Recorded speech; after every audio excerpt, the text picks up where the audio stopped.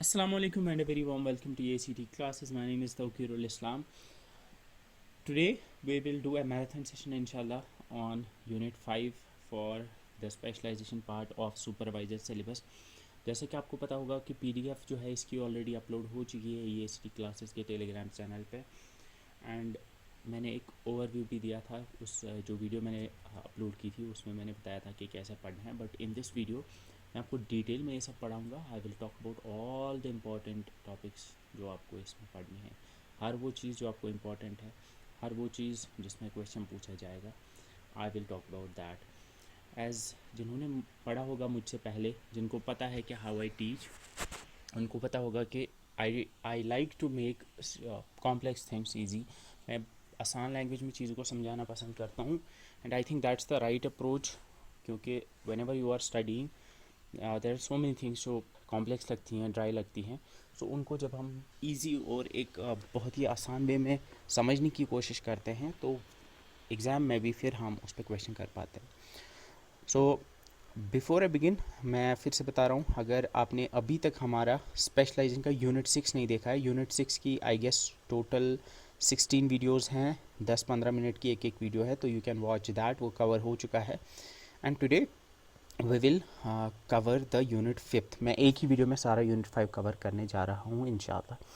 जैसा कि आपको पता होगा इस यूनिट का जो सिलेबस है इसमें आपको ग्रोथ एंड डेवलपमेंट पढ़ना है, इसमें आपको food nutrition health and fitness पढ़ना है, physiology and promoting health, food science and processing, chemical analysis of food, food and personal hygiene पढ़ना है. एंड आज की इस वीडियो में मैं वो सारी चीज़ें कवर करने जा रहा हूँ जो आपको इस PDF से मिल जाएंगी. मैं फिर से बता रहा हूँ, अगर आपको ये PDF नहीं मिली है तो PDF आप EACT क्लास के टेलीग्राम चैनल से देख सकते हो. जो मैं आज की वीडियो में पढ़ाऊँगा ये कम्प्रहेंसिव होगा, इसी में से इंशाल्लाह सारे क्वेश्चंस आपके आने वाले हैं. सो इट्स रियली इम्पॉर्टेंट कि आप मेरी इस वीडियो को एंड तक ज़रूर देखें. तो स्टार्ट करते हैं ग्रोथ एंड डेवलपमेंट से. तो सबसे पहले आपको पता होना चाहिए कि ग्रोथ होता क्या है. ग्रोथ और डेवलपमेंट, अगर मैं आपसे पूछूं ग्रोथ क्या होता है और डेवलपमेंट क्या होता है तो शायद लेमन लैंग्वेज में आप बोलोगे ग्रोथ का मतलब होता है बढ़ना और डेवलपमेंट का मतलब भी होता है बढ़ना. And we use these things interchangeably. ऐसे उर्दू में हम दोनों का लाइक सेम सिमिलर मीनिंग बता सकते हैं, लेकिन देयर इज़ अ डिफरेंस. हम यहाँ पे पढ़ रहे हैं ह्यूमंस के बारे में, हम इंसानों के बारे में पढ़ रहे हैं. तो इंसानों के मामले में ग्रोथ क्या होती है और डेवलपमेंट क्या होती है. तो अगर मैं सिंपल लैंग्वेज में ग्रोथ को बोलूँ तो ग्रोथ का मतलब होता है बॉडी का बढ़ना. जो ह्यूमन बॉडी होती है जब वो बढ़ती है उसमें जो चेंजेस आती हैं उसको हम कहते हैं ग्रोथ. तो अगर मैं इंग्लिश में कहूँ तो हम कहेंगे changes in the height, weight, size of the body और the internal organs is called as growth. या हम कह सकते हैं फिजिकल चेंजेस जो होती हैं, फिजिकल चेंजेस जो होती हैं उसको ग्रोथ कहते हैं. और एक अगर मैं और एक सेंटेंस में बोलूँ तो आई कैन से क्वांटिटेटिव चेंजेस. क्वांटिटेटिव चेंज एक होता है quantitative, quantitative means something that you can measure, और दूसरा होता है क्वालिटेटिव. तो क्वांटिटेटिव चेंज जो होती है साइज में जो चेंज होती है जिसको आप मेजर कर सकते हो उसको हम कहते हैं ग्रोथ. और एक अगर मैं बोलूं और एक definition I can say changes in the body proportions and the stature, overall stature and weight of the body is called as growth. या मैं कह सकता हूं, अगर हम देखेंगे हर्लॉक्स की एक डेफिनेशन है जिन्होंने ग्रोथ को डिफाइन किया है as change in size, proportion and disappearance of old features and acquisition of new ones. यानी साइज में चेंज आना और जो पुराने फीचर्स उनका लाइक मिट जाना, डिसअपियर होना, और नए फीचर्स का अपीयर होना या उनको एक्वायर करना, उसको हम कहते हैं ग्रोथ. या अगर हम क्रो की डेफिनेशन देखेंगे, उन्होंने डिफाइन किया था growth refers to the structural and physiological change. तो यहाँ पे फिजियोलॉजिकल मतलब फिजिकल, ठीक है, जो फिजिकल होगा. तो फिजियोलॉजिकल या स्ट्रक्चरल चेंज जो बॉडी में आता है उसको हम कहते हैं ग्रोथ. तो ग्रोथ अगर हम देखेंगे, growth is the quantitative increase in size and mass of the body. अब ग्रोथ के इंडिकेटर्स क्या होते हैं, किन से आपको पता चलता है ग्रोथ हुई है या नहीं हुई है. आपको हाइट से पता चलेगा, वेट से पता चलेगा बॉडी के, और हेड सर्कमफ्रेंस यानी सिर का जो सर्कमफ्रेंस होता है. तो अगर मैं सिंपल लैंग्वेज में अब मैं बोलूँ तो दो तीन चीज़ें आपको याद रखनी है: quantitative change, physiological change, change in body proportions, change in height, weight, size appearance of new features, disappearance of old features, structural change, ये सारे ग्रोथ में आएंगे। ठीक है, सिंपल बात है, ग्रोथ ये होता है। तो अगर ग्रोथ ये होता है तो डेवलपमेंट में क्या डिफरेंस है, डेवलपमेंट में क्या होता है? अगर आप ग्रोथ की बात करोगे तो ग्रोथ हम फिजिकल चेंज को कहते हैं या क्वालिटी या क्वांटिटेटिव चेंज को कहते हैं, लेकिन जो डेवलपमेंट होता है, डेवलपमेंट होता है growth in the psychomotor capacity. अब ये साइकोमोटर क्या है? साइको कहते हैं यूजुअली माइंड के रिलेटेड जो चीज़ें होंगी, और मोटर कहते हैं यूजुअली जो चलने फिरने के या लाइक अपने हाथों से जो आप चीज़ें करते हो या अपने पैरों से जो चीज़ें करते हो उसको like that is related to your motor. ठीक है, तो या आप ऐसे मान सकते हो लाइक आपके माइंड और बॉडी का जो कोऑर्डिनेशन है उसको भी आप लाइक साइकोमोटर में कंसिडर कर सकते हो। तो जो आपकी कॉग्निटिव, कॉग्निटिव वर्ड याद रखना, कॉग्निशन, कॉग्निशन होता है सोचने समझने की जो सलाहियत होती है, उसको कॉग्निशन कहते हैं।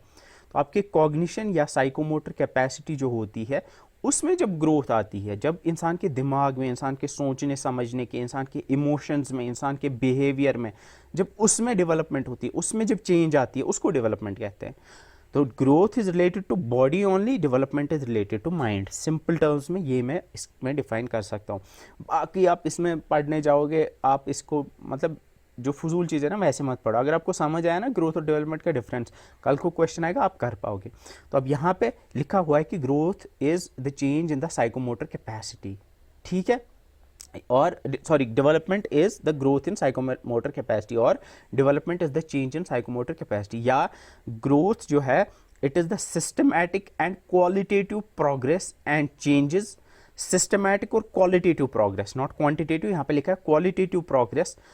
प्रोग्रेस जो इंसान की बॉडी में होती है या इंसान में होती हैं in various aspects of life, सिर्फ बॉडी में ही नहीं, सिर्फ उसके लाइक बॉडी के प्रोपोर्शंस में ही नहीं, बहुत सारे एस्पेक्ट्स में, लाइक उसके फिजिकल एस्पेक्ट्स में भी, कॉग्निटिव एस्पेक्ट्स में भी, यानी सोचने समझने की एस्पेक्ट्स में जो चेंजेस आएंगी, इमोशनली जो उसमें चेंजेस आएंगी, सोशली उसमें जो चेंजेस आएंगी, और ऑर्गेनाइजेशनल डायमेंशंस में जो उसमें चेंजेस आएंगी, यानी बिहेवियर में उसके जो चेंजेस आएंगे, तो उसको हम डेवलपमेंट कहेंगे। ठीक है, ठीक है। तो डेवलपमेंट, स्किनर ने कहा था development is continuous and gradual process. Crow ने कहा था कि डेवलपमेंट जो है, development is concerned with growth. Development में ग्रोथ भी आता है, यानी बॉडी में जो चेंजेस आएंगी, as well as those changes in behaviour, साथ में जो बिहेवियर में चेंजेस आएंगी जो कि इंसान में आती हैं, which result from the environmental situation, यानी उसके इन्वायरमेंट के हिसाब से जो उसमें चेंजेस आती हैं। तो वहाँ पे हमने देखा था जो ग्रोथ है वो क्वांटिटेटिव चेंजेस हैं, लेकिन डेवलपमेंट इज क्वालिटेटिव चेंजेस। और ग्रोथ के जो एस्पेक्ट्स थे हमने देखा था, हाइट है, वेट है और हेड का सर्कमफ्रेंस है। लेकिन डेवलपमेंट के जो एस्पेक्ट्स होते हैं, डेवलपमेंट में कौन सी चीज़ें इंप्रूव होती हैं या कौन सी चेंजेस आती हैं, कॉग्निटिव चेंजेस आती हैं, सोचने समझने में चेंजेस आती हैं, इमोशनल चेंजेस आती हैं, सोशल और फिजिकल डेवलपमेंट भी आता है। तो समटाइम्स जो ग्रोथ है वो डेवलपमेंट का एक पार्ट है, बिकॉज डेवलपमेंट में ओवरऑल चीज़ें देखी जाती हैं, डेवलपमेंट में बॉडी में जो चेंजेस आती हैं वो भी देखी जाती है, और बिहेवियर में, इमोशंस में, माइंड, कॉग्निशन में जो चेंजेस आती हैं वो भी कंसिडर की जाती है। ठीक है, अब इसमें क्वेश्चन आपको देखना है कैसे आएगा। अगर क्वेश्चन आएगा ना तो क्वेश्चन ऐसे आ सकता है, वो 4 स्टेटमेंट देंगे और आपको बोलेंगे कौन सा स्टेटमेंट इनमें से सही है। ठीक है, फॉर एग्जाम्पल वो दे सकते हैं कि ग्रोथ, पहला स्टेटमेंट दे सकते हैं, growth refers to the qualitative changes. तो आपको पता है ग्रोथ तो क्वांटिटेटिव होता है, तो आप उसको गलत मार्क करोगे। दूसरा दिया होगा for example development refers to the quantitative, आपको पता है ये तो गलत है। फिर लिखा होगा growth includes the cognitive, emotional and social development, तो ये तो गलत है। फिर लास्ट वाला दिया होगा development encompasses cognitive, emotional and social development, आपको पता होगा हाँ ये वाला तो करेक्ट है। तो इस तरह से आपको पता होना चाहिए स्टेटमेंट। जब आपको डिफरेंस पता होगा ना, जब आपको समझ आएगा आखिर ग्रोथ क्या और डेवलपमेंट क्या, तो आप इजीली इसको कर पाओगे। अब यहाँ पे मैंने डिफरेंस भी दिया हुआ है। फर्स्ट है ग्रोथ जो है, अगर अब इसकी डेफिनेशन देखेंगे तो growth is increase in the physical size, mass और क्वांटिटी। लेकिन जो डेवलपमेंट होता है, development is the changes in the behaviour, function, structure and capabilities. इन सब में जो चेंजेस होती हैं उनको हम डेवलपमेंट में रखते हैं। और एग्जाम्पल्स की अगर बात करूं तो ग्रोथ में हम इंक्रीज देखते हैं, increase in height, weight, number of cells. और अगर हम यहाँ पे देखेंगे डेवलपमेंट में, तो डेवलपमेंट में लैंग्वेज एक्विजिशन यानी लैंग्वेज का सीखना, मॉरल डेवलपमेंट, सोशल स्किल्स, तो ये सारी चीज़ें देखते हैं हम कि इंसान में कितनी चेंजेस आई हैं in his language, in his moral development और इन हिज सोशल स्किल्स, तो उसको हम डेवलपमेंट में कंसिडर करते हैं। ठीक है, तो ये यहाँ पे डेफिनेशन दिया हुआ है। तो नीचे यहाँ पे आप देख सकते हो स्टेटमेंट लिखा हुआ है कि while growth refers specifically to quantitative changes, growth में क्वांटिटेटिव चेंजेस आती हैं like height, size, weight of organs. Development जो होती है, development denotes the progressive acquisition of various skills, like जो डेवलपमेंट होती है, डेवलपमेंट में डिफरेंट स्किल्स आती हैं लाइक वॉकिंग, स्टैंडिंग, स्पीच यानी बोलना। इसके अलावा फिजियोलॉजिकल कंट्रोल यानी उसकी बॉडी पे उसका कितना कंट्रोल है, मेंटल कैपेबिलिटीज उसकी कितनी है, ये सारी डेवलपमेंट में आती है। आई होप ये चीज़ क्लियर हो गई होगी। तो अब हम जब बात करते हैं ग्रोथ और डेवलपमेंट की, अब यहाँ पे दोनों की बात हो रही है, not only development, not only growth, दोनों की बात हो रही है कि ग्रोथ और डेवलपमेंट किन किन एस्पेक्ट्स में होती है, या किस किस तरह से, या किस किस ज़िंदगी के शोबे में, किस एस्पेक्ट में डेवलपमेंट होती है, कहाँ कहाँ पे डेवलपमेंट होती है, कहाँ कहाँ पे चेंजेस आती हैं। तो जब हम ह्यूमंस की बात करते हैं तो ह्यूमंस में जो ग्रोथ या डेवलपमेंट होती है वो फिजिकल एस्पेक्ट में हो सकती है, यानी उसमें फिजिकली चेंजेस आएंगी। मोटर डेवलपमेंट मैंने जो बोला, लाइक उसके हाथों और पैरों में जो डेवलपमेंट आती है, उनका coordination, like you can see जब छोटा बच्चा होता है तो छोटे बच्चे का कंट्रोल नहीं होता है उसके हाथों पे उतना, he is not able to like he is not able to hold things in his hand और इन अर हैंड। बच्चा जब छोटा होता है अपने हाथ से वो चीज़ें नहीं उठा सकता, अपने ग्रिप नहीं कर सकता अच्छे से, या वो उसको पैरों पे उतना कंट्रोल नहीं होता है, वो चल भी नहीं पाता है। बट विद टाइम उसमें डेवलपमेंट होती है, तो उसकी जो चेंजेस आती है इस एस्पेक्ट में, उसको मोटर डेवलपमेंट कहते हैं, यानी उसके हाथों और पैरों पे जो कंट्रोल बढ़ता जाता है, जो चेंज आती रहती है, उसको मोटर डेवलपमेंट कहेंगे। कॉग्निटिव डेवलपमेंट होती है, यानी इंसान के माइंड में जो चेंजेस आएंगी, यानी सोचने समझने की कैपेबिलिटी। इमोशनल और सोशल डेवलपमेंट, यानी इंसान के इमोशंस और इंसान के लाइक सोशल, मतलब जब लोगों के साथ वो किस तरह से बिहेव कर रहा है, उसमें भी डेवलपमेंट होता है, तो उस एस्पेक्ट को भी हमें देखना है। और मॉरल डेवलपमेंट, यानी इंसान के मॉरल आपको पता होगा कि लाइक सही क्या है, गलत क्या है, इसके बीच का डिफरेंशिएशन कर पाना।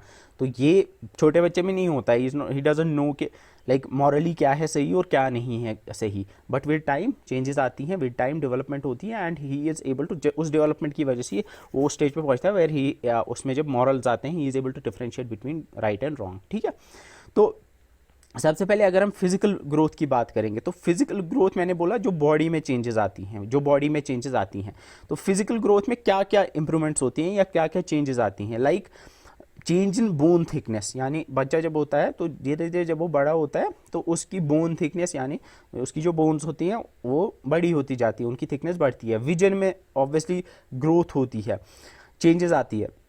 हेयरिंग में चेंजेस आती हैं, सुनने की ऑब्वियसली कैपेसिटी में चेंजेस आती हैं। मसल्स में obviously there is change in that. Height में होती है, वेट में होती है, ये सारी फिजिकल डेवलपमेंट में आएगी। अगर कल को क्वेश्चन आएगा कि for example which are following is not an aspect of physical growth, तो वहाँ वो देंगे फॉर एग्जांपल, वो देंगे 2-4 ऐसे ही ऑप्शन, हेयरिंग, मसल, हाइट, इस तरह से। तो आपको पता होना चाहिए कौन सा फिजिकल ग्रोथ में आएगा। ठीक है, अब फिजिकल ग्रोथ जो होता है, फिजिकल ग्रोथ में हम यूजुअली पढ़ते हैं कि फिजिकल स्किल्स के बारे में पढ़ते हैं। ऑब्वियसली आपकी बॉडी जो है it's able to do some task, कुछ काम कर पाती है आपकी बॉडी। लाइक हम बात करते हैं लाइक क्रॉलिंग कर पाते, छोटा बच्चा क्रॉल करता है, फिर वॉक करता है, आप लिख पाते हो अपने हाथों से। तो these are the skills that are related to your physical development. अब जो ये स्किल्स हैं ये मेनली 2 कैटेगरीज में आते हैं, एक होता है ग्रॉस मोटर और दूसरा होता है फाइन मोटर। ग्रॉस मोटर जो होता है, ग्रॉस मोटर डेवलपमेंट का मतलब होता है जब आपके ऐसे स्किल्स में इंप्रूवमेंट आती है जिसमें आपके लार्ज मसल्स, यानी आपके लेग्स और आर्म्स के जो बड़े मसल्स हैं, जब उनमें इंप्रूवमेंट आएगा। लाइक ऐसे काम जिनमें आपको लाइक दौड़ना है या स्किपिंग करना है या फॉर एक बाइक राइड करनी है या चलना है, तो इसमें अगर आप देखोगे तो इसमें आपके बड़े वाले मसल्स, आपके लाइक बाइसेप्स या ट्राइसेप्स या नीचे जो आपकी लेग्स के मसल्स होते हैं बड़े वाले, वो यूज़ होते हैं। तो ऐसी स्किल्स को हम ग्रॉस मोटर में रखते हैं। अब फाइन मोटर क्या होता है? फाइन यूजुअली कहता है ना जो बारीक होगा, फाइन मोटर में लाइक किसी चीज़ को अपनी उंगलियों से होल्ड करना, फॉर एग्जांपल लिखना, ड्रॉ करना, या फॉर एग्जांपल अपनी जो आपकी फिंगर्स है, अपनी फिंगर से किसी चीज़ को लाइक ग्रैस्प करना, या अपनी फिंगर्स से किसी चीज़ को लाइक छोटा बच्चा जो होता है वो पेन नहीं कर पाता होल्ड, वो पेन होल्ड नहीं कर पाता अपने हाथों में अच्छे से, तो हम कहेंगे उसकी जो फाइन मोटर स्किल है वो उतनी अच्छी नहीं है, बिकॉज उसमें जो मसल्स यूज़ होती हैं वो हैंड्स और फिंगर्स की होती है।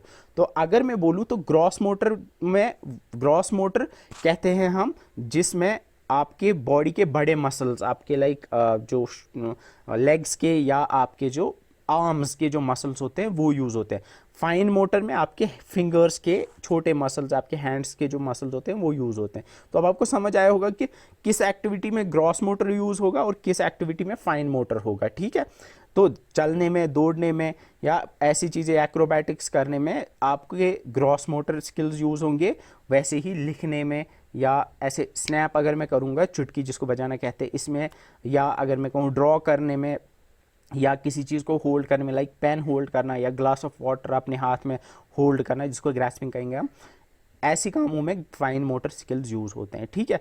तो फिजिकल एस्पेक्ट में हम यूजुअली दो तरह, तो अब अगर ग्रॉस मोटर और फाइन मोटर पे क्वेश्चन आएगा आपको समझ आएगा कि हाँ ग्रॉस मोटर क्या है और फाइन मोटर क्या है। तो अगर वो पूछेंगे वहाँ पे for example which are the following activities does not involve the gross motor skills, तो वहाँ पे क्वेश्चन है कि इनमें से कौन सा ग्रॉस मोटर स्किल्स नहीं है, तो वो देंगे रनिंग, स्किपिंग, वॉकिंग, और चौथा देंगे फॉर एग्जांपल ग्रैस्पिंग। तो आपको समझ आएगा हाँ ग्रैस्पिंग में नहीं होता है ग्रॉस मोटर, ग्रैस्पिंग में तो हाथ के मसल्स जो होते हैं, ये तो आएगा फाइन मोटर में, ठीक है। आई होप ये क्लियर है।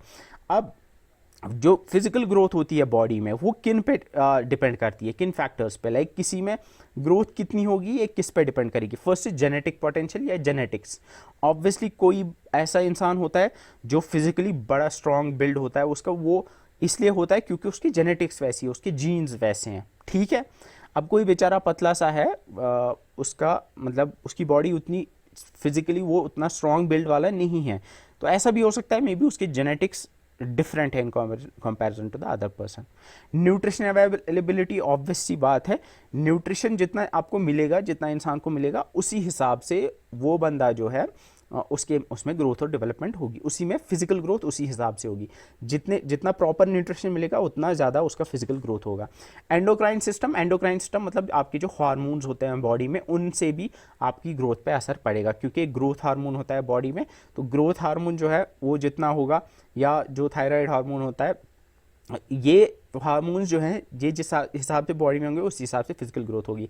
हेल्थ स्टेटस यानी वो अगर कोई बंदा है बेचारा ज़्यादा बीमार रहता है तो उसमें उस फिजिकल ग्रोथ उसकी थोड़ी हिंडर होगी, कम होगी।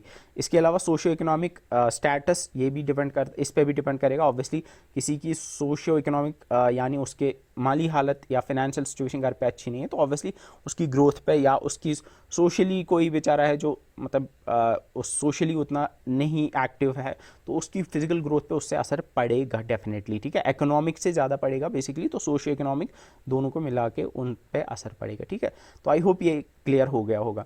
इसके बाद हम मोटर डेवलपमेंट पे पढ़ते हैं। तो मोटर डेवलपमेंट मैंने आपको बोला, मोटर डेवलपमेंट में हम पढ़ते हैं movement skills, movement patterns. Movement skills मतलब बॉडी जो मूव करती है, आपके हाथ और पैर यूजुअली, तो जैसे हमने देखा अभी ग्रॉस मोटर और फाइन मोटर, तो मोटर डेवलपमेंट यानी आपके पैरों, आपके टांगों और आपके यानी आर्म्स और लेग्स का जो डेवलपमेंट होता है, तो उनमें जो डेवलपमेंट होता है, तो पैरों और हाथों से आप क्या करते हो यूजुअली, स्टिंग, सिट, बैठना, स्टैंड करना, खड़ा होना, चलना, या अपने हाथों का कोऑर्डिनेटेड यूज़ करना, अपने पाँव का वॉक करना, रन करना, स्किपिंग करना, बाइक राइड करना यानी साइकिल चलाना, इसमें आपके मोटर स्किल्स यूज़ होते हैं। तो इन स्किल्स का डेवलप होना उसको मोटर डेवलपमेंट कहते हैं। मोटर डेवलपमेंट जैसे दिमाग में आएगा ना तो याद आपको आना चाहिए, मोटर डेवलपमेंट मतलब चलना फिरना, मूवमेंट्स करना, सिंपल टर्म में मूवमेंट करना। तो मूवमेंट आप हाथों पैरों से करते हो, ठीक है।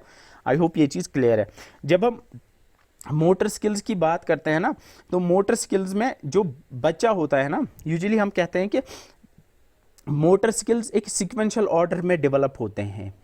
ह्यूमन में एक सीक्वेंशियल ऑर्डर में मोटर स्किल्स डेवलपमेंट होते हैं, या मोटर डेवलपमेंट जो होती है वो एक सीक्वेंशियल ऑर्डर में होती है, सिंपल से लेके कॉम्प्लेक्स तक, सिंपल से लेके कॉम्प्लेक्स तक। तो स्टार्ट होती हैं ये lifting and turning of head, यानी अपने सिर को लिफ्ट करना और मूव करना। सबसे पहले जो छोटा बच्चा होता है ना, वो ज़्यादा से ज़्यादा क्या अपने हेड को मूव कर पाता है, इतना उसका सिंपल एक इतनी मूवमेंट ही वो कर पाता है जब छोटा होता है।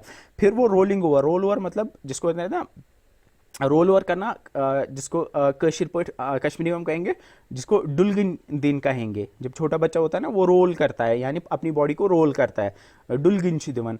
तो वो उसके बाद होता है, ठीक है। फिर उसके बाद सिटिंग विदाउट सपोर्ट, थोड़ा जब बड़ा होता है तो फिर सपोर्ट के बिना बैठ पाता है, फिर क्रॉल करता है, फिर खड़ा हो जाता है, फिर चलने लगता है, और लास्ट में फिर जब लाइक अच्छा खासा हो जाएगा, लाइक 8-10 साल का, तो फिर वो रनिंग जंपिंग भी कर पाता है। So this is the sequence, इसी सीक्वेंस में मोटर डेवलपमेंट होती है। तो इस सीक्वेंस को याद रखना, lifting and turning of head, rolling over उसके बाद होता है, फिर स्टिंग विदाउट सपोर्ट, फिर क्रॉलिंग, स्टैंडिंग, वॉकिंग और जंपिंग, रनिंग। ये मुझे लगता है ये आपको समझ आ गया होगा, और विदाउट पढ़े बिना भी आपको ये चीज़ पता होगी, ठीक है। उसके बाद हम पढ़ते हैं कॉग्निटिव डेवलपमेंट। कॉग्निटिव डेवलपमेंट यानी मेंटल एक्टिविटी, मेंटल एक्टिविटी ये बहुत इंपॉर्टेंट है। मेंटल एक्टिविटी या मेंटल कैपेबिलिटी का डेवलपमेंट होना, दैट इज कॉग्निटिव डेवलपमेंट। अब आपके माइंड या मेंटल डेवलपमेंट में क्या क्या आता है, सबसे पहले याद रखना, कॉग्निटिव डेवलपमेंट में लैंग्वेज भी आता है। यानी जो लैंग्वेज हम सीखते हैं ना, जब छोटा बच्चा होता है ना, तो वो जब होता है तो he is not able to talk, उसको कोई लैंग्वेज आती नहीं है, बट विद टाइम वो लैंग्वेज सीखता है। तो हम उसका जो लैंग्वेज सीखना होता है वो भी कॉग्निटिव डेवलपमेंट का एक पार्ट होता है, बिकॉज लैंग्वेज सीखने के लिए माइंड का डेवलप होना ज़रूरी होता है, और माइंड का सही सलामत होना बहुत ज़रूरी होता है, ठीक है। एंड थॉट यानी सोचना, रीजनिंग, रीजन कर पाना किसी चीज़ को, इमेजिन कर पाना, ये सारी चीज़ें आती हैं आपके कॉग्निशन में। तो इन सारी चीज़ों का डेवलपमेंट, ये लैंग्वेज का डेवलपमेंट, थॉट का डेवलपमेंट, रीजनिंग का डेवलपमेंट, एप्टीट्यूड का डेवलपमेंट, इमेजिनेशन का डेवलपमेंट, ये सारा आपका कॉग्निटिव डेवलपमेंट में आता है, ठीक है। अब यहाँ पे आपको एक चीज़ जो पढ़नी है, दैट इज़ पियाजे। जॉन पियाजे एक वॉज सोशियोलॉजिस्ट जिन्होंने ह्यूमन डेवलपमेंट के बारे में एक थियरी दी थी, जो हम आगे देखेंगे। उन्होंने बोला था कि जो उन्होंने 4 स्टेज में डिवाइड किया था, ह्यूमन डेवलपमेंट को 4 स्टेज में किया था। उसमें उन्होंने पहला स्टेज दिया था जो बर्थ से लेकर 2 साल तक का पीरियड होता है, उसमें उन्होंने कहा था सेंसरी मोटर स्टेज। दूसरे वाले को 2 से 7 साल वाले को प्री ऑपरेशनल, फिर 7 से 12 वाले को कंक्रीट, और फिर 12 से आगे का जो पीरियड होता है उसको उन्होंने फॉर्मल ऑपरेशन वाला पीरियड कहा था या फेज कहा था। ये मैं आपको आगे बोलूँगा। दूसरी थियरी है वो है वाइगॉट्स्की की, उसके बारे में मैं डिटेल में पढ़ूंगा, अभी मैं इसको छोड़ रहा हूँ, ये मैं आगे वाली स्लाइड में आपको बोलूँगा। तो अभी कॉग्निटिव डेवलपमेंट में बस इतना याद रखो। अब कॉग्निटिव डेवलपमेंट होता क्या और इसमें क्या क्या आता है। उसके बाद इमोशनल और सोशल डेवलपमेंट की बात आती है। इमोशनल और सोशल डेवलपमेंट की जब हम बात करती है, इसका मतलब होता है जो ह्यूमंस इमोशनल बॉन्ड्स या सोशल रिलेशनशिप्स जो आप बनाते हो, उसमें आपका इमोशनल और सोशल स्किल्स इन्वॉल्व होता है, ठीक है, ठीक है। इमोशनल और सोशल डेवलपमेंट में जब आपके सोशल स्किल्स में, जब आपके इमोशनल स्किल्स में, इमोशनल बॉन्ड्स में जो इम्प्रूवमेंट आएगी, जो चेंजेस आएंगी, उसको हम इमोशनल और सोशल डेवलपमेंट कहेंगे, ठीक है, ठीक है। आई होप ये चीज़ क्लियर हो गई होगी।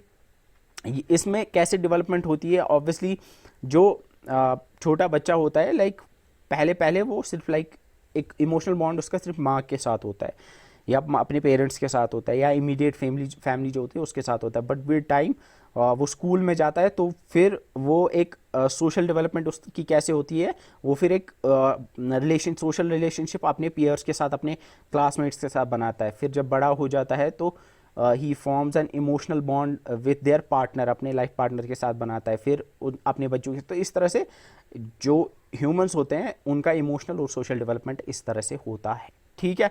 बस इतना याद रखो इसमें, बाकी मुझे नहीं लगता है इतना। तो अब अगर यहाँ पे लिखा हुआ है, जो चीज़ें यहाँ लिखी हो ना, ये बहुत ही बेसिक चीज़ें हैं, जो मुझे नहीं लगता कि उतनी डिफ़िकल्ट है समझनी, ठीक है, ठीक है। तो यहाँ पे लाइक दिया हुआ है, puberty accompanies intense sexual physical changes leading to sexual maturity in early adolescence। तो puberty में यूजुअली हम देखते हैं कि लाइक एक सेक्सुअल इंटरेक्शन या सेक्सुअल डेवलपमेंट होती है, जिससे हम देखते हैं कि उसका जो ही फॉर्म्स लाइक सेक्सुअल बॉन्ड्स और सेक्सुअल और emotional bonds with other sex और अदर जेंडर, ठीक है। इसके बाद हम पढ़ते हैं मॉरल डेवलपमेंट। मॉरल डेवलपमेंट में इसका मतलब होता है एथिक्स का समझना, एथिक्स का समझना, जो एथिक्स या जो कॉन्शियसनेस होती है, यानी सही और गलत का डिफरेंस, इसको हम कहेंगे मॉरल डेवलपमेंट। मॉरल डेवलपमेंट जब इंसान समझ पाता है सही और गलत का डिफरेंस, जब वो एथिक्स समझ पाता है, जब उसके अंदर कॉन्शियसनेस आती है, उसको हम कहेंगे मॉरल डेवलपमेंट। ठीक है, ठीक है। तो यहाँ पे एक, जब पियाजे की थियरी आप पढ़ोगे ना आगे, तो यहाँ पे आप वो उन्होंने बोला था कि जो यंगर चिल्ड्रन होते हैं ना, वो मॉरल रियलिस्ट होते हैं। मॉरल रियलिस्ट मतलब वो यूजुअली वो इंटेंशंस को ज़्यादा नहीं देखते, they just look at the material outcomes, इतना नहीं पूछेंगे वो, बस इतना याद रखो। फिर जो ओल्डर चिल्ड्रन होते हैं वो दोनों चीज़ें, लाइक जो फिर जब अडल्टहुड में जाते हैं, जब बड़े होते हैं ना, या जो एडोलसेंस में जब जाते हैं, जब थोड़े बड़े हो जाते हैं, तो फिर हम मॉरल जजमेंट्स की बेस पे भी, कॉन्सिक्वेंस के बेस पे, या मोटिव या इंटेंशन के बेस पे भी डिसीजंस लेते हैं। ठीक है, अब यहाँ पे मॉरल डेवलपमेंट आई होप आपको समझ आ गई होगी। ठीक है, फिर तो यहाँ पे ये 5 एस्पेक्ट्स थे जो मैंने आपको बोले। क्या क्या था? पहला था फिजिकल ग्रोथ, उसमें हमने ग्रॉस और फाइन मोटर डेवलपमेंट को देखा। और फिजिकल डेवलपमेंट किन किन चीज़ों पे डिपेंड करता है? Genetic, nutrition, endocrine, health stats और सोशियो इकोनॉमिक, ये आपको समझ आया। मोटर डेवलपमेंट मैंने आपको बोला, इसमें मैंने आपको बोला सीक्वेंस, ये आपको याद हो गया होगा। कॉग्निटिव डेवलपमेंट मैंने आपको बोला, it's related to the mental activity और मेंटल स्किल्स, इसमें language, thought, reasoning, imagination etcetera आते हैं। इसके बाद इमोशनल डेवलपमेंट मैंने आपको बोला, सोशल रिलेशनशिप्स, इमोशनल बॉन्ड्स, ये सब आते हैं। इसके बाद मैंने आपको मॉरल डेवलपमेंट में एथिक्स और कॉन्शियसनेस का डेवलपमेंट के बारे में बोला। अब हम स्टेज ऑफ ह्यूमन डेवलपमेंट की जब हम बात करते हैं, तो यहाँ 2 क्लासिफिकेशंस आप देखोगे। एक होता है, ये बहुत ही इंपॉर्टेंट है, ये आप याद रखना। यहाँ पे आप देखोगे कि ह्यूमन डेवलपमेंट जो होती है, उसको हम अलग अलग स्टेज में डिवाइड करते हैं। ये कोई like hard and fast rule नहीं है, ये लाइक डिफरेंट लोगों ने इसको डिफरेंट तरीके से डिवाइड किया हुआ है। फॉर एग्जाम्पल, पहला स्टेज जो ह्यूमन डेवलपमेंट में आता है, उसको हम कहते हैं प्रीनेटल स्टेज। प्रीनेटल स्टेज होता है कंसेप्शन से लेकर बर्थ तक। कंसेप्शन किसको कहते हैं? कंसेप्शन कहते हैं जब स्पर्म और एग जो हैं, जब वो मिलते हैं, तो उसको हम कंसेप्शन कहते हैं। यानी बच्चे के बनने की जब शुरुआत होती है ना, उसको कंसेप्शन कहते हैं। आपने सुना होगा, कहते हैं कि उसने कंसीव किया है। कंसीव किया है, कंसीव से ही कंसेप्शन निकला है। कंसीव किया है मतलब उसके अंदर बच्चा बनना स्टार्ट हो गया है। ठीक है, तो कंसेप्शन लेके बर्थ तक, यानी जो 9 महीने बच्चा होता है ना पेट के अंदर, उस वाले पीरियड को प्रीनेटल पीरियड कहते हैं। फिर जो बर्थ से लेके 2 साल का पीरियड होता है, उसको इन्फेंसी पीरियड कहते हैं। अर्ली चाइल्डहुड 2 से 6 साल का, मिडल लेटर चाइल्डहुड 6 से 12 साल का, एडोलसेंस 12 से 18 साल का, यंग अडल्टहुड 18 से 40 साल का, मैच्योर अडल्टहुड 40 से 65 साल का, और एज्ड अडल्टहुड 65 साल तक का होता है। ठीक है, ठीक है, बहुत इंपॉर्टेंट है, ये याद रखना। अब इसमें ये नहीं पूछेंगे, मुझे नहीं लगता कि क्वेश्चन इसमें ऐसे आएगा कि लाइक इन्फेंसी कब से कब तक होता है, बट पता होना है इन्फेंसी क्या होता है। इन्फेंट नहीं सुना है? इन्फेंट कहते हैं छोटे बच्चे को, 2 साल तक का जो बच्चा होता है, तो ये पता होना चाहिए आपको। ठीक है, अब यहाँ पे जब हम पढ़ते हैं, सबसे पहले हम देखेंगे कंसेप्शन, प्रीनेटल स्टेज जो होता है, कंसेप्शन से लेके लाइक बर्थ तक का जो पीरियड होता है, कंसेप्शन और प्रीनेटल डेवलपमेंट वो किस तरह से होती है। तो अगर आपको पता होगा, जब हम बात करते हैं प्रीनेटल स्टेज की, तो प्रीनेटल स्टेज में सबसे पहला स्टेज जो होता है, यानी कंसेप्शन से लेके 2 हफ्ते तक का, यानी पहले 15 दिन का जो पीरियड होता है, उसको जर्मिनल स्टेज कहते हैं। याद रखना, उसको जर्मिनल स्टेज कहते हैं, उसको जर्मिनल स्टेज कहते हैं। इस पीरियड में क्या होता है कि जो यूटेरस होता है, यूटेरस के वॉल पे इम्प्लांट होता है, जो बच्चा बन गया होता है ना, जो वो पहले होता है ना, ओवेरी में क्या होता है, ओवेरी में सुपर्म और एग जो है वो मिल जाते हैं एक दूसरे के साथ। फिर क्या होता है, फिर वो वहाँ से निकल के यूटेरस में आ जाता है, और यूटेरस के वॉल के साथ इम्प्लांट हो जाता है वहाँ पे। तो वो इसी स्टेज में होता है, जर्मिनल स्टेज में। सेकेंड स्टेज होता है 3 हफ्ते से लेकर 8 हफ्ते तक का स्टेज, उसको एम्ब्रियोनिक स्टेज कहते हैं। ठीक है, उसको एम्ब्रियोनिक स्टेज कहते हैं। एम्ब्रियोनिक स्टेज जो होता है, इसमें मेजर ऑर्गन सिस्टम्स बनने स्टार्ट हो जाते हैं, और जो न्यूरल ट्यूब होता है वो ट्रांसफॉर्म हो जाता है ब्रेन और स्पाइनल कॉर्ड में, यानी ब्रेन और स्पाइनल कॉर्ड भी इसी में बनने लगते हैं। तो ये भी आपको पता होना चाहिए, एम्ब्रियोनिक स्टेज में आपका brain, spinal cord, heart, lungs, digestive system, limbs वगैरह ये अपनी शेप लेना स्टार्ट कर देते हैं। इसके बाद 9 हफ्ते से लेके, यानी लगभग 2 महीने के बाद से लेके जो 9 महीने तक का पीरियड, जो 7 महीने का पीरियड होता है, उसको हम कहते हैं फीटल स्टेज। फीटल स्टेज, उसमें जो अंदर बच्चा होता है उसको फीटस यूजुअली कहते हैं, ठीक है। इस पीरियड में जो ऑर्गेनिज्म अंदर होता है उसको हम फीटस कहते हैं। तो फीटस होता है 9 हफ्ते से लेके आगे तक का, 9 हफ्ते या आप कह सकते हो 2 महीने से लेके आगे तक का होता है। तो इसमें बाकी फिर अच्छे से डेवलपमेंट होती है, बॉडी पार्ट्स प्रॉपरली बनने स्टार्ट हो जाते हैं। आई होप ये चीज़ क्लियर हो गई। तो बस याद रखना, प्रीनेटल स्टेज होता है कंसेप्शन लेके बर्थ तक, जिसमें जर्मिनल स्टेज होता है पहले 2 हफ्ते का, फिर 3 हफ्ते से लेकर 8 हफ्ते तक का स्टेज होता है, उसको एम्ब्रियोनिक स्टेज कहते हैं। और फीटल स्टेज होता है 9 हफ्ते के बाद से लेकर बर्थ तक का पीरियड होता है, उसको फीटल स्टेज कहते हैं। और फिर यहाँ पे नियोनेटल और पोस्टनेटल भी याद रखना है। नियोनेटल पहले 28 दिन का पीरियड होता है, और फिर पोस्टनेटल होता है जो 28 दिन के बाद का जो पीरियड होता है ना, जन्म के 28 दिन के बाद का पीरियड, ठीक है, उसको हम कहते हैं, उसको पोस्टनेटल स्टेज कहते हैं। तो ये चीज़ आई होप क्लियर हो गई होगी। अब हम आते हैं, तो इसमें आपने देखा डेवलपमेंट कैसे होती है। तो इसमें आपने देखा कि जर्मिनल स्टेज में यूजुअली क्या होता है कि पहले 2 सेल्स मिलते हैं, स्पर्म सेल और एग मिलता है, फिर सेल डिवीजन थोड़ा थोड़ा स्टार्ट हो जाता है, यानी और सेल बनने लगते हैं। और फिर यहाँ पे आपने देखा कि इस स्टेज में फिर जो जो अंदर ऑर्गेनिज्म होता है वो वहाँ से ओवेरी से निकल के यूट्रस की वॉल पे इम्प्लांट हो जाता है। फिर एम्ब्रियोनिक स्टेज में मेजर ऑर्गन्स बनने लगते हैं, ब्रेन बनने लगता है, और फिर फीटल स्टेज में प्रॉपर डेवलपमेंट होती है, प्रॉपरली बाकी जो ऑर्गन्स हैं वो डेवलप होते हैं। उसके बाद इन्फेंसी का पीरियड जो होता है, इन्फेंसी यानी यहाँ पे लिखा हुआ है कि जो नियोनेट्स कहते हैं पहले 28 दिन, जो बच्चे होते हैं ना इन्फेंट्स, जो पहले 28 दिन में होते हैं उनको नियोनेट्स कहते हैं। इन्फेंसी होता है पहले 2 साल का पीरियड, तो पहले 2 साल का पीरियड। तो यहाँ पे एक चीज़ आपको याद रखनी है, जो इन्फेंसी और अर्ली चाइल्डहुड का पीरियड है, यानी पहले 2 साल, और अर्ली चाइल्डहुड हमने देखा अर्ली चाइल्डहुड पहले 6 साल तक होता है, 2 से लेके 6 साल तक। तो पहले 6 साल का जो पीरियड होता है, that is the growth of rapid growth and development, that is the period of rapid growth and development, यानी बहुत ही ज़्यादा ग्रोथ एंड डेवलपमेंट होती है। इसमें सिग्निफिकेंट यानी मेजर फिजिकल चेंजेस भी आती हैं, कॉग्निटिव चेंजेस और सोशो इमोशनल चेंजेस भी आती हैं। बिकॉज यू कैन सी, बच्चा पहले जन्म लेता है तो 4-5 kg का होता है, लेकिन जब 6 साल का हो गया होगा तो वो से फॉर एग्जांपल 25 किलो का हो गया होगा। तो उसमें अगर आप देखो 4 से 25 किलो तक, यानी उसका 6 टाइम्स इंक्रीज हुआ है, ठीक है। इतना 6 टाइम्स इंक्रीज कभी नहीं आएगा, यानी फिर वो लाइक अगर आप 25 का 6 टाइम्स करोगे तो वो रफली अराउंड 150 kg होगा, तो उतना वो कभी नहीं होगा लाइफ में। तो इतना मेजर, इतना सिग्निफिकेंट फिजिकल चेंज कभी नहीं है। और साथ में कॉग्निटिव चेंजेस भी, आप खुद देखो, छोटा बच्चा होता है उसको सिर्फ वो मतलब he is not able to walk, he is not able to talk, उसको नहीं पता इमोशंस क्या होते हैं, उसको कुछ भी नहीं पता है। बट 6 साल के अंदर he is able to walk, he is able to talk, he is able to learn बहुत सारी चीज़ें। तो बहुत मेजर डेवलपमेंट होती हैं। 1-2 साल के अंदर ही वो बोलना स्टार्ट कर देता है। फिर वो like once he learns the skill, एक लैंग्वेज सीख ली, फिर उतना मेजर चेंज उसके लाइक लैंग्वेज में कभी नहीं आएगा। या कहते हैं ना कि पहले 6 साल में जो बच्चा सीखता है ना, वो उतना जल्दी कोई नहीं सीख पाता है। एज यू कैन सी, जितना जब छोटा बच्चा होता है ना, वो ईजिली कुछ भी स्किल सीख पाता है, वो जल्दी चीज़ें सीख पाता है। जो अडल्टहुड में होता है ना, अडल्टहुड में इंसान उतना नहीं सीख पाता है, थोड़ा टाइम लगता है सीखने में इन कंपैरिजन टू बचपन में, क्योंकि बचपन में कॉग्निटिव डेवलपमेंट बहुत होती है, ठीक है। जिसको मेरे ना ब्रेन के अंदर न्यूरॉन्स होते हैं, उनकी वायरिंग हो रही होती है, तो वो उस स्टेज में हो रहा होता है। इमोशनल, सोशो इमोशनल चेंजेस भी इसमें आती हैं, ठीक है।